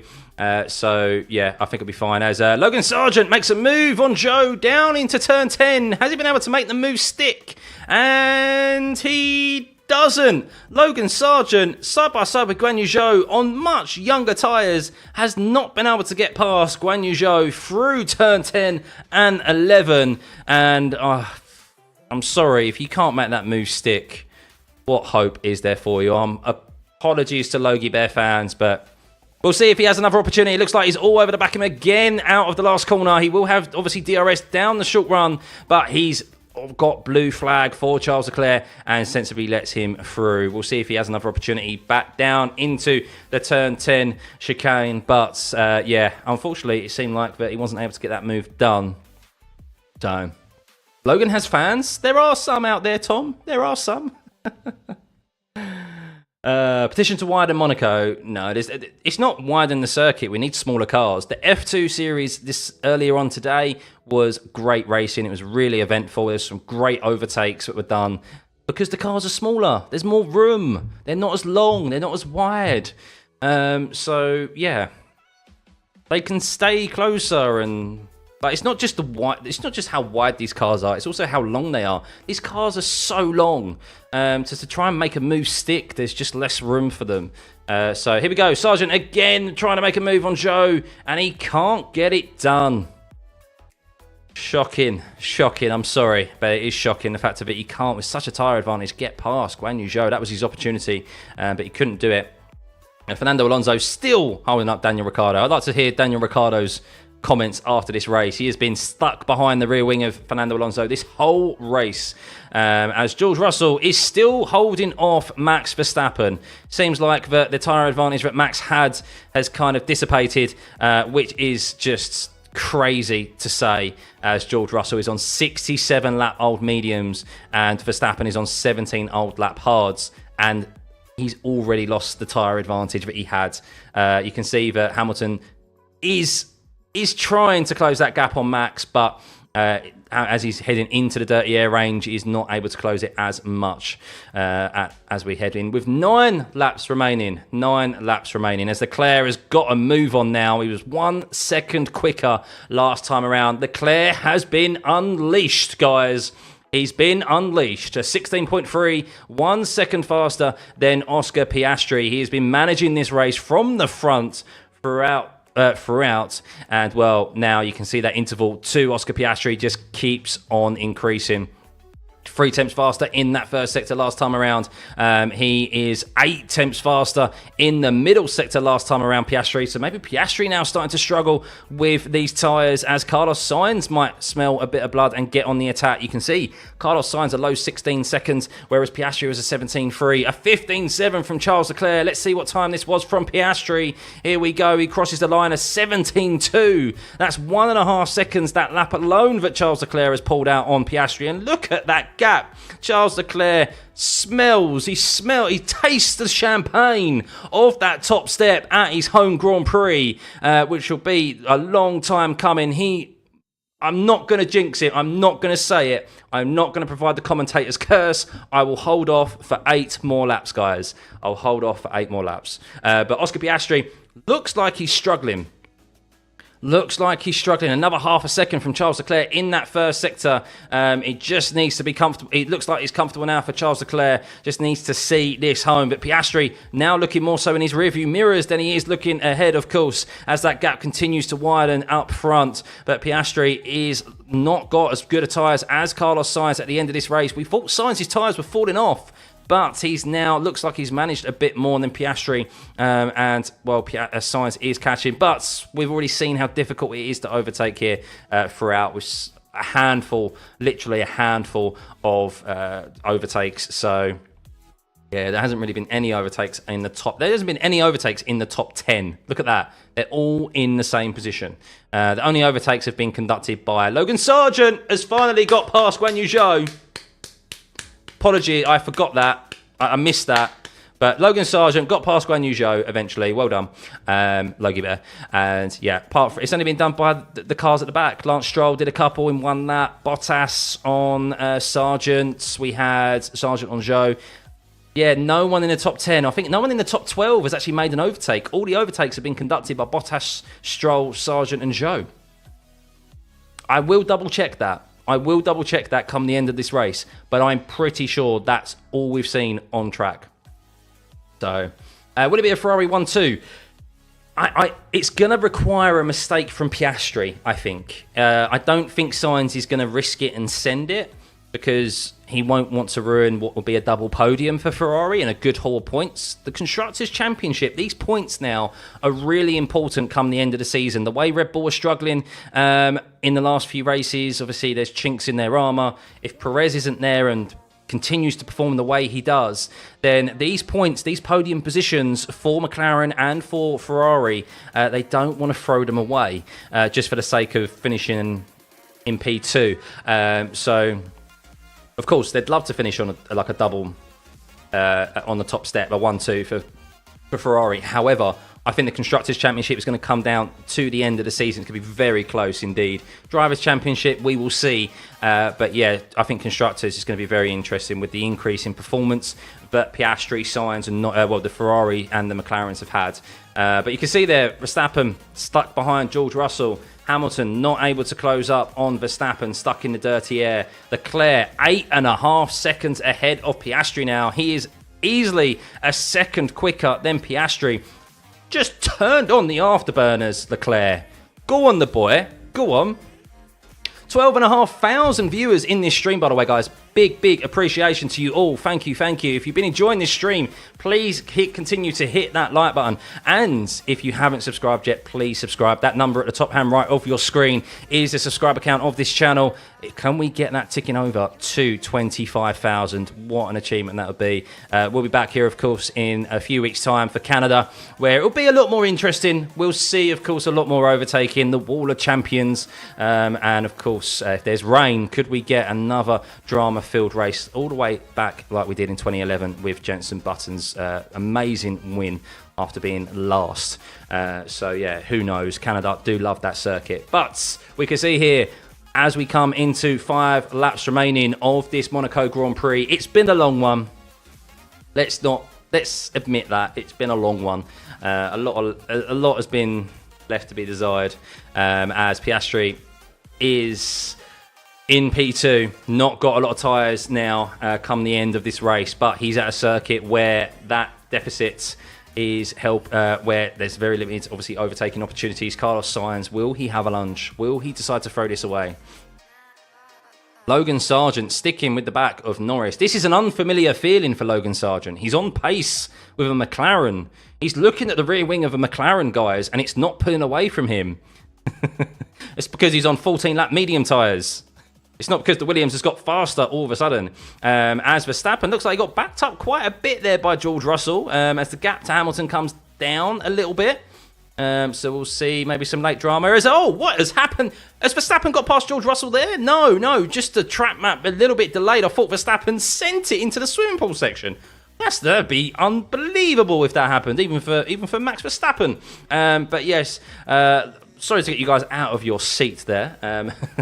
But George Russell, still holding off in P5. Hamilton in 7th. Tsunoda got that move on. Once he got the go-ahead to just go and turn those afterburners on as well, he is now setting green sector times and improving on his best times that he has set this race in P8. Alex Albon, while he is being chased down by Zhou, who is on a set of soft compound tyres, Alex Albon is comfortable at the moment. And Leclerc reporting, I'll just bring it home. And a little thank you. Yes, Leclerc, bring it home. Only 4 laps remaining. As Carlos Sainz really closing up behind Piastri there, under braking. Piastri's tyres do definitely seem like they've fallen off here at the end of this race. Charles Leclerc, 4 laps remaining after this one. 4 laps remaining, 3 laps after this next lap, guys. And Charles Leclerc will be the Monaco Grand Prix champion in 2024. A long time coming. And breaking that record, or not getting that unwanted record of most consecutive pole positions in a row. Well, that's what consecutive means. Most consecutive pole positions without a race win. He's currently on 13, I think it is. So, yeah, if he was fouled to win today, he would unfortunately get that unwanted record, but we can see Piastri, that's really where it's closest at the moment. I don't think Verstappen's going to get an overtake done on George Russell, who has done a tremendous job, 74 laps on a set of mediums, but Piastri needs to not have a lock-up. If his tyres are starting to fall off here, we've seen him in previous races where he has got to the end life of a set of tyres and made mistakes and made little lockups. So he needs to be careful here. Otherwise, he could throw away this P2 and potentially a podium with Norris close behind him as well. Of course, while Norris will be wanting to sneak a podium position if he can at this Monaco race. But 3 laps remaining, guys. 3 laps remaining. We're nearly there. Charles Leclerc is nearly going to win his home Grand Prix. Come on, Charles, already in front. Yeah, Leclerc, please don't do a stroll. Pole Monaco Grand Prix, perfection from Leclerc. Yeah, not long left, guys. 2 laps after this one. 2 laps after this one. 13,000 viewers here to potentially see Charles Leclerc cross the finish line at his home Grand Prix as winner. Of course, he got the business done yesterday in qualifying. It's been a shame for us viewers that unfortunately that red flag at the start of this race, while it was drama, it did ruin any potential sort of strategy. There has been strategy ongoing, but the drivers just haven't pushed at all. There's been no pit stops at all by Leclerc, Piastri, Sainz, Norris and Russell, the top 5 drivers, as well as Yuki Tsunoda, Albon, Gasly, Alonso, Ricciardo. So there's been more than half of the field have not made a pit stop this race due to the nature of that red flag, where they've been able to adhere to the tyre compound rule, where some started on the mediums and others started on the hards. Unfortunately, it didn't fall into the hands of Verstappen and Hamilton, who changed onto the medium compound tyres as they started on the hards. They might have been a bit further up the grid now if they did that, but it is what it is. Final lap, guys. Final lap. One more lap remaining for Charles Leclerc. He has 8.6 second lead over Oscar Piastri. It has been a very commanding performance, a very mature performance from Charles Leclerc. Managed the tyres and the gap behind to George Russell, ensuring that those behind did not get, the McLarens in particular, did not get a free pit stop. And he is now only half a lap away from being the 2024 Monaco race winner. Here we go, turn 8. He will go through, obviously, the tunnel for one last time. Please hit the like button if you haven't already, and hit that subscribe button if you enjoy this stream and want to see more in the future. Plenty more watch-alongs coming your way. That number at the top right-hand corner of your screen. Let's get that rolling and ticking over. But here we go, Charles Leclerc through the swimming pool complex one last time. A swift right, left for Charles Leclerc into Raskas corner. Turn 18. He goes through the last corner. And Charles Leclerc is your winner of the Monaco Grand Prix for 2024. Unbelievable performance all weekend from Charles Leclerc. Only one session he was not the fastest, FP1. And Charles Leclerc has broken the Monaco curse. He's broken the pole position curse. He is a race winner at Monaco. Unbelievable drive from Charles Leclerc. Yes, the race was boring. We'll happily stand here and admit that. But W's in chat for Charles Leclerc, please. He deserved it. Unbelievable from him. And then had plenty of pace in hand. Held off Oscar Piastri, who finished in P2. A great drive from him with a charging Carlos Sainz at the end. And Sainz, a massive beneficiary in the end of that red flag restart. Lando Norris in P4. George Russell in P5. Holds off a charging Max Verstappen. 77 laps from George there. A good drive from him. Max Verstappen in 6th. Hamilton in 7th. The top 10 basically finished where they started. Yuki in P8, Albon in P9, Gasly in P10. Fernando Alonso up 3 positions in P11. Probably not where he expected to finish after holding up the pack. He made a free pit stop for his teammate Lance Stroll, who decided to throw it away by getting himself a puncture. Ricciardo in P12, who will be sick to death. He will have nightmares of the rear wing of Fernando Alonso this evening because he was stuck behind it for the whole duration of that race. Just could not get past him. Valtteri Bottas in 13th. Not bad from him considering he was starting dead last. And the Stake F1 was the slowest car here this weekend quite comfortably. Lance Stroll threw away any potential opportunity for a points finish with making that pit stop and then a few laps later getting himself a puncture in finishing in 14th. Logan Sargent 15th and then Guan Yu Zhou in 16th. And as we saw at the start of this race, Esteban Ocon finished in 17th. There, Perez 18th, Hulkenberg 19th, Magnussen 20th. All 3 of those retired. And that is the end of a very long afternoon here for the Monaco Grand Prix. I need another rum and coke. I need another rum and coke, guys. And I'm going to make it a triple, not a double, after that. Fastest lap, I believe, went to Lewis Hamilton, so he receives an extra point. But Max Verstappen finishing in P6 means that Charles Leclerc closes that gap at the top of the standings. My predictions today weren't great, guys. I did predict Piastri might win this race and that Max Verstappen would have a DNF. It didn't happen. To be honest, we saw that's probably the most boring Monaco race we have had in years. I will double check this, but I'm pretty sure we only saw on-track overtakes from Bottas, Stroll, Sargent and Guan Yu Zhou. The top 12, Ricardo Alonso and upwards, none of them made an on-track overtake. That was how boring this race was. And if that's any indication, of course, for not this track to change, but for cars to get smaller and go back towards the small, just 2011 cars or whatever, the 2000s size cars, this is it.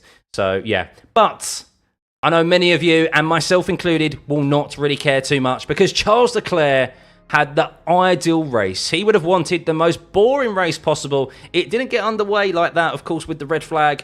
Probably his worst nightmare of having to do another standing restart, but he handled it tremendously. Got ahead of Piastri comfortably both times into the first corner and then never looked back. And he had the ideal race to win his home Grand Prix.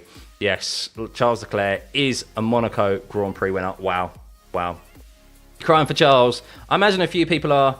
I can't see if he's actually in tears.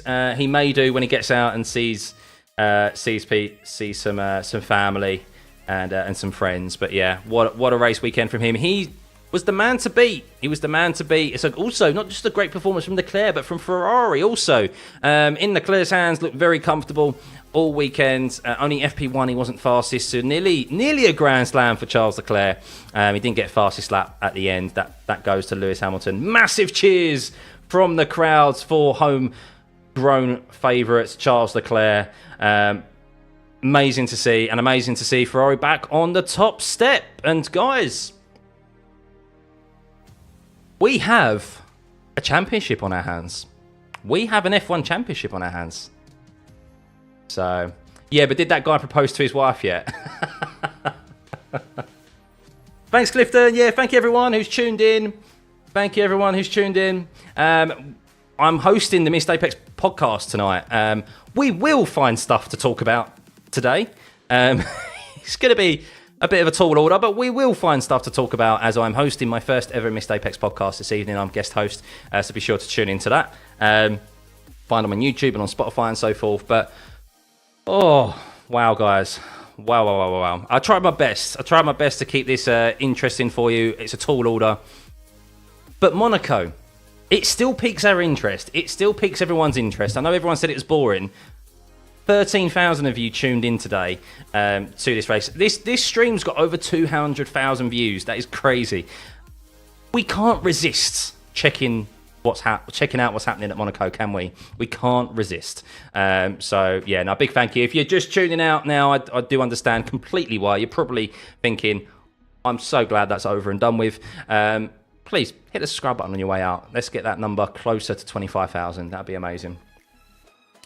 No, Max doesn't suck at all. Max doesn't suck. That car was on edge this weekend. And as Max said, he went, I invite anyone up and down the paddock to try and drive the car that I had to drive this weekend. It was very difficult. Look, that car was so difficult. I know Perez is a poor comparison against Max Verstappen, but a mid... Let's call Perez what he is, right? He's a mid driver. He's like a mid-pack driver, right? He drove that car to P18. That's the someone of Perez's standard, which a number of drivers are up and down that grid. Couldn't get that car out of Q1, whereas Max got it into Q3. So yeah, like it's a tall. Like the car isn't going to be great all the time, and Max got the best that he could out of the car this weekend. So. Max is but yeah, we tried, Lee, and that's the beauty. That's the thing with these watch-alongs, right? Is that look, not every single F1 race is going to be interesting. We know that. I didn't think it was going to be that little of interest in this race, but that's the beauty of these watch-alongs. Is that look, when they are disinteresting, when they are boring, we can have a back and forth. The chat Us. So when you get up for a rum and coke, can you quick pop downstairs? You're sitting in Costa. Sitting in Costa? What Costa? Oh, what? Have you forgot your keys? Did you forget your keys, George? Did you forget your keys? She did, didn't she? Charles schooled Oscar. He did? Yeah, he did. Yeah, you did. Oh my God, George.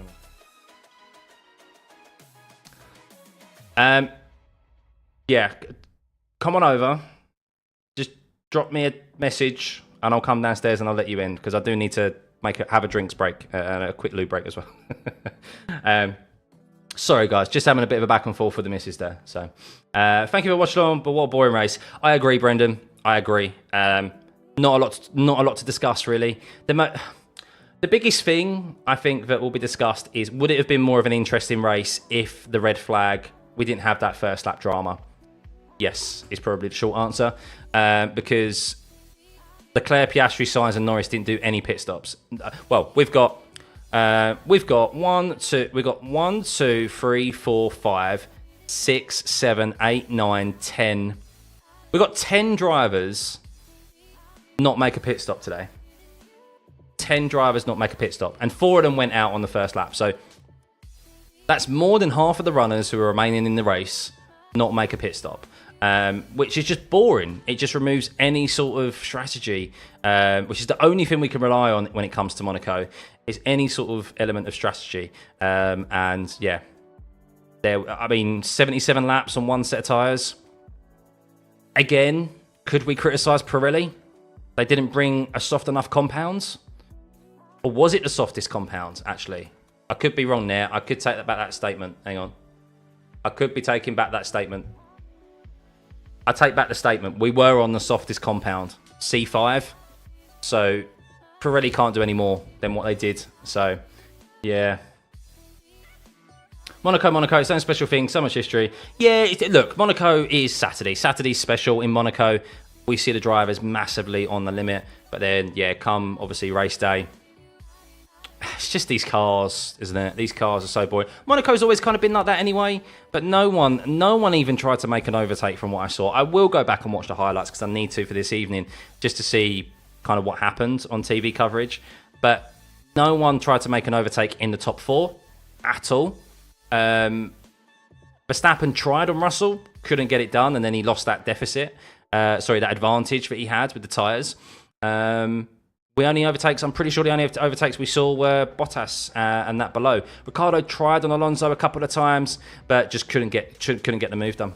So I'm not going to watch Indy later because I'll be hosting the Missed Apex podcast tonight, James. I will try and catch what I can of it, maybe the end of it after the podcast, because it goes on for quite some time, doesn't it? I think it finishes near midnight, so I'll catch the back end of it, but yeah, I won't be watching it all. So, do I think Charles deserved the win? Totally deserved the win. He was the fastest man all weekend. As I said, it was only FP1 where he wasn't fastest. FP2 he was, 3, qualifying and the race. He deserved that entirely. Nearly a Grand Slam for him. Fastest lap went to Hamilton in the end. But yeah, just a shame really. The red flag spoiled it, as dramatic as it was. So Monaco rule, pit minimum 2 stop. Yeah, I do think there should be a pit stop. I think that they have to mandatory give a 2 stop at Monaco. The only way it makes things interesting. I think they should definitely look to that moving forward. So yeah, so look, this hasn't been a strong weekend for Red Bull. They've definitely, weaknesses have been found in that car. Doesn't like bumpy circuits, doesn't like going over curves. We head to Canada next time around, the Montreal circuit, Circuit Villeneuve. That's similar. It's a bumpy circuit. You need to attack curbs. I think the Red Bull might struggle again. I say struggle. I still think it will be fighting maybe for pole position. I still do think that. But it will struggle. It won't be like Max out front, absolutely leading. And it is a circuit where there is actually opportunities for overtaking as well. So that's going to be an interesting race. We'll wait, of course, for Barcelona, which is at the end of June. We'll wait for that. We have 5 races in a row before we head to the summer break after Canada, where we are at traditional GP circuits, Barcelona, Red Bull Ring, Silverstone, Hungaroring, and Spa.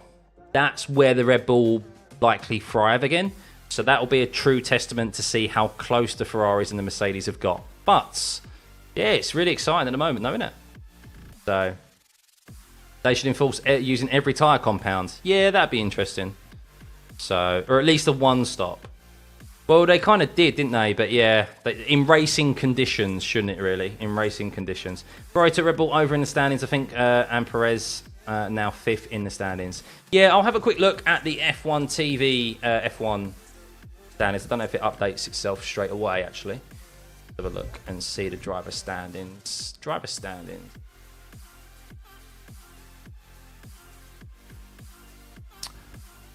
Right, so yes, Sergio Perez is now 5th in the championship. Charles Leclerc is on 138 points. Oh my god, I can't do maths, man. Without an Excel spreadsheet, my brain has a bit of a fart. Take away 1, 3, 8. 31 points separating Max Verstappen and Charles Leclerc in P1 and P2 in your driver standings. And then the teams, Red Bull are only 20, hang on, I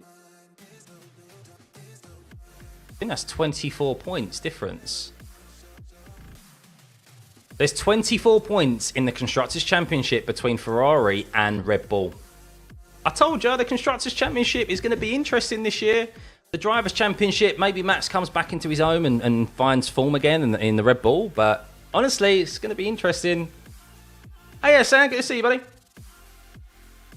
Damn stuff. A bit more people here than I remember in your streams. Yes, the watch-alongs are growing, man. The watch-alongs are growing. All right, the missus is downstairs. I'll be back in 2 seconds, guys. Just let her in. Quick loo break. Grab a new drink, and then yeah, we'll take everything in from this Monaco Grand Prix, which is not a lot. Back in just 2 seconds.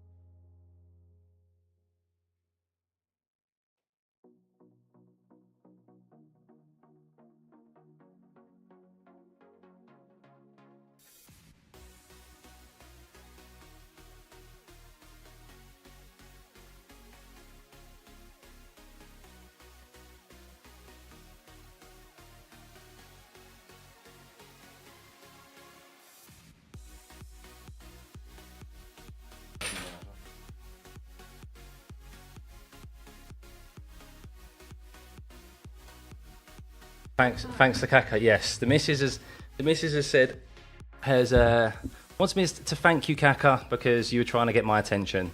So,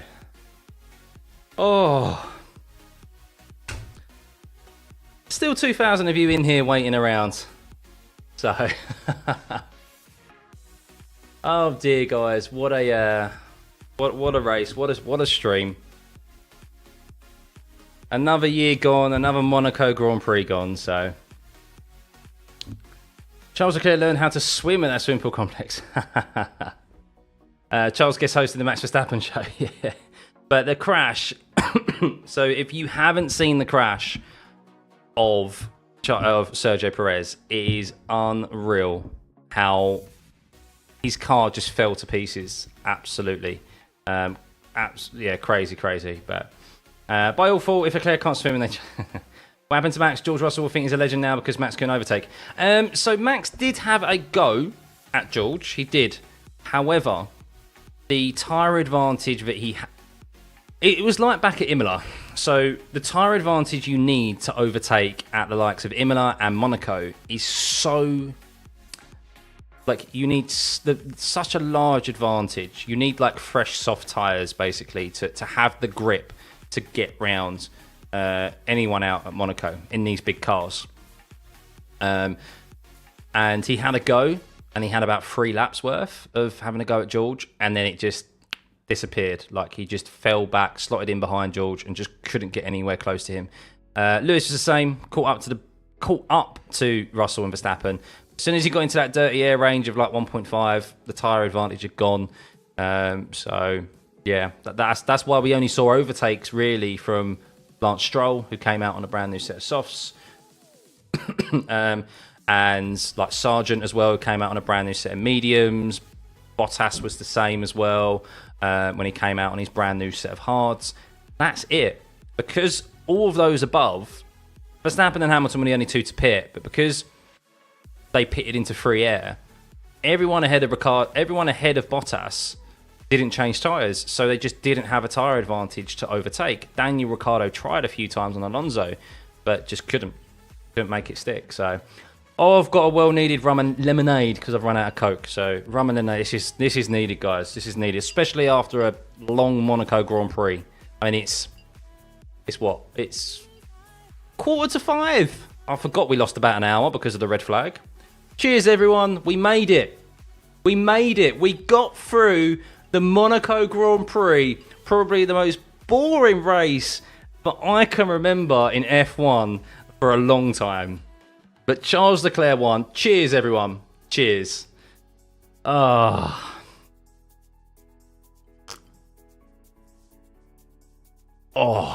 that tastes good. Yeah. We deserved it. Mega stream as well. Massive numbers. Interesting tidbit. Over 200,000 individual views on this stream. So, the only thing the miss is going to be interesting is how much money that's made.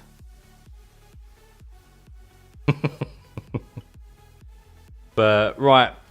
Yeah, thanks for the live show. Yeah, thank you, guys. Thank you. Is there anything else to discuss? Is there anything else you want to ask? I've got to prepare for a podcast this evening. I don't think there's much else to discuss, really. Crash was Magnussen's fault, I think. I'll go back and have a look at it. Yeah, that's about it. We head to Canada next time around. I've actually got some unfortunate news for you guys in Canada. I'm not here for it. I'm on holiday. I'm sorry, guys. I'm sorry. I did tell the missus don't book a holiday on F1 weekends, but she did. So you can blame the missus. But yeah, I may try and find a way to stream it in a different way. But yeah, unfortunately, I'm not going to be here for Canada. There are 24 races this year, though. So what headset am I using? I'm using a Corsair headset. If you go into my videos, right, there should be, in the description, it should say what headset I've got. If it doesn't say it in this one, it should say it in previous videos what headset I've got on. So, but yeah, it's it's a shame, really. It's a shame. So yeah, I won't be around for Canada. It'll be a good race. We'll see if I can. If they've got a set up there or something, maybe I can. But we'll be back for Spain. We've got a trip. I come back to a triple header at the end of June. We've got Spain, Austria, and Silverstone. So we've got Barcelona, Red Bull Ring, and Silverstone 3 weeks in a row. So don't worry, I'll make it up to you all. I will make it up to you all. Can't believe K-Mag expect. I think only because they think maybe Perez could have left him a bit more room. I think he's very fortunate. Maybe that's why they called it that one incident, because they knew Magnussen was on penalty points. If Magnussen wasn't on the edge of a race ban, they might have got rid of him. So they might have given him penalty points. So exactly, Ron. Terrible race, but happy for Charles. And I think that's, you have to try and take the positives, don't you? The positive about Monaco weekend is that the qualifying is still amazing to watch. It's the best part of the weekend, but the race is just terrible. So am I not watching Indy today? I will catch some of it. I'm hosting the Missed Apex podcast at 8 o'clock, so I can't. I won't. I'll miss like the start of it. I think it goes on till like, I think it finishes like midnight or something UK time, even beyond that. So I will catch probably the second half of it. Don't like the announcers, cartoon avatars. What's that? Curse has been lifted. Yeah. But anyway, guys, I think that's about it. I'm now going to go get some well-needed rest. I need it after that. That was a tough stream. I'm gutted. I'm gutted that I'm going to miss Canada. I'll see if I can do something different, but I don't know. I might just relax for that week. I think I deserve it, to be honest with you. And then we've got that triple header to come back into. I'll probably do like a vlog of like my race review, if you want that, from the beach. But that's it. So but yeah, everyone, what a weekend it's been. Qualifying was absolutely eventful and was mega. The race, in chat before I go, what would you give out of 10 this race? What would you give this race out of 10? I know what I'm about to give it. What would you give this race out of 10? 4, 6. You guys are generous. 5. See you, Worm. Good to see you, mate. You guys are generous. Wow. I was going to give it a 1. I genuinely would give that a 1. If I wasn't doing this watch along, I would have been barely even concentrating on the race. I would have been flicking through TikTok or something. Like, that was... I might give it a 2. I might give it an extra point, a 2 or 1.5 because of the crash at the start. But the crash at the start actually made this race boring because it removed any pit stop. So, no, I'm sticking to my guns. I'm genuinely giving it a 1. I'm genuinely giving it a 1. I'm happy Leclerc won, and this is the sort of race that he would have been dreaming of having today, last night after qualifying. But yeah, as a viewer, that was horrendous, wasn't it? I'm glad we suffered together. Exactly, James. The chat was more interesting than the race, yeah.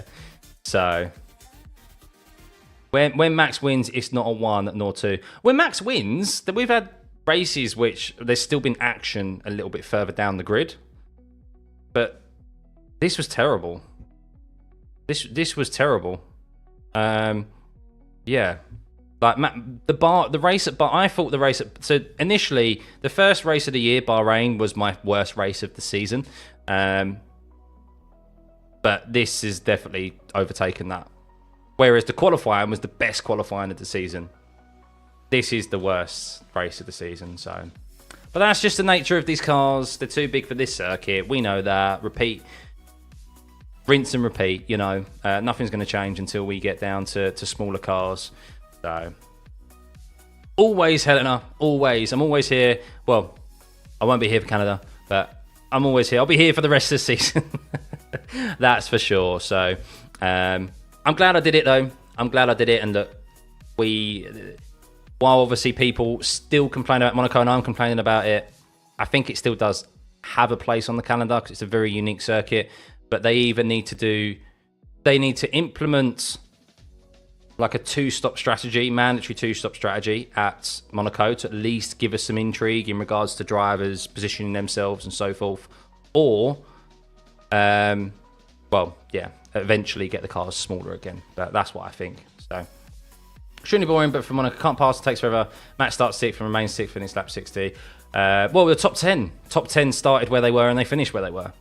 The only overtakes we saw out on track were from the bottom 4: Bottas, Stroll, Sargent and Zhou.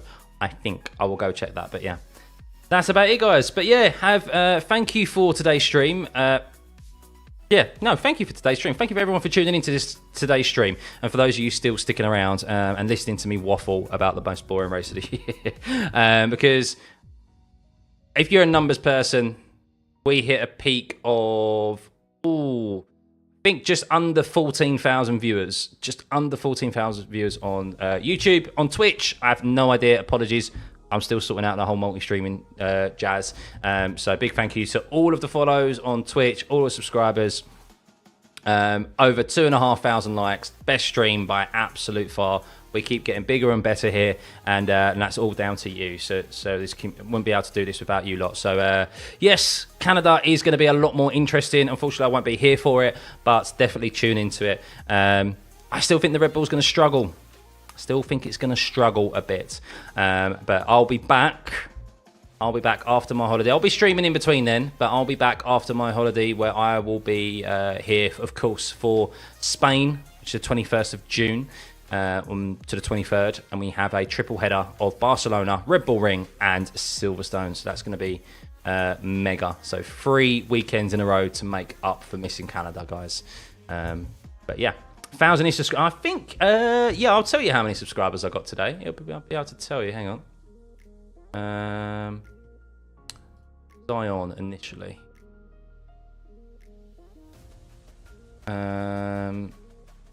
Give me 2 sets, guys. See live count, subscribers. So I was on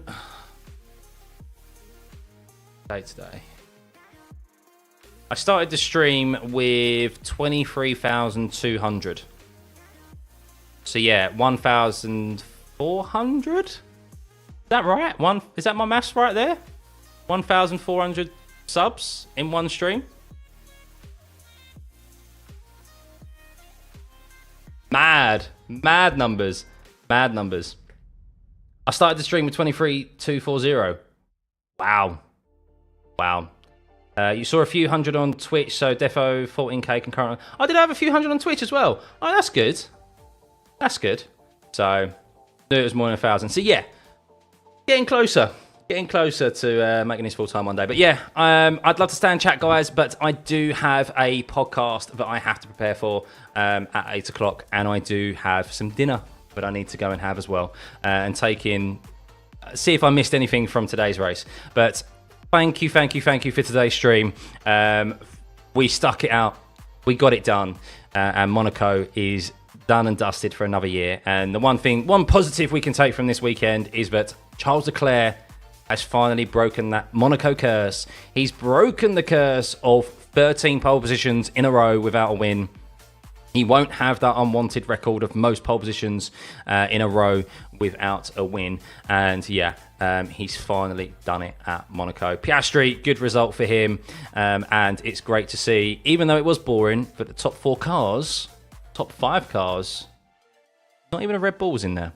So yeah, the rest of the season is going to be very interesting. It's getting close in the constructors. It's getting closer, just over a race win separating Charles Leclerc in P2 and Max Verstappen now. So yeah, I'll tell you what, we'll see what the positions are like at the summer break. It's going to be very intriguing. The constructors definitely is going to go down to the end of it. But see me on map, James. Yep, you'll see me. So have a lovely rest of your Sunday, guys, wherever you are in the world. And yeah, we will catch you very soon. Big thank you. See you next time. Bye.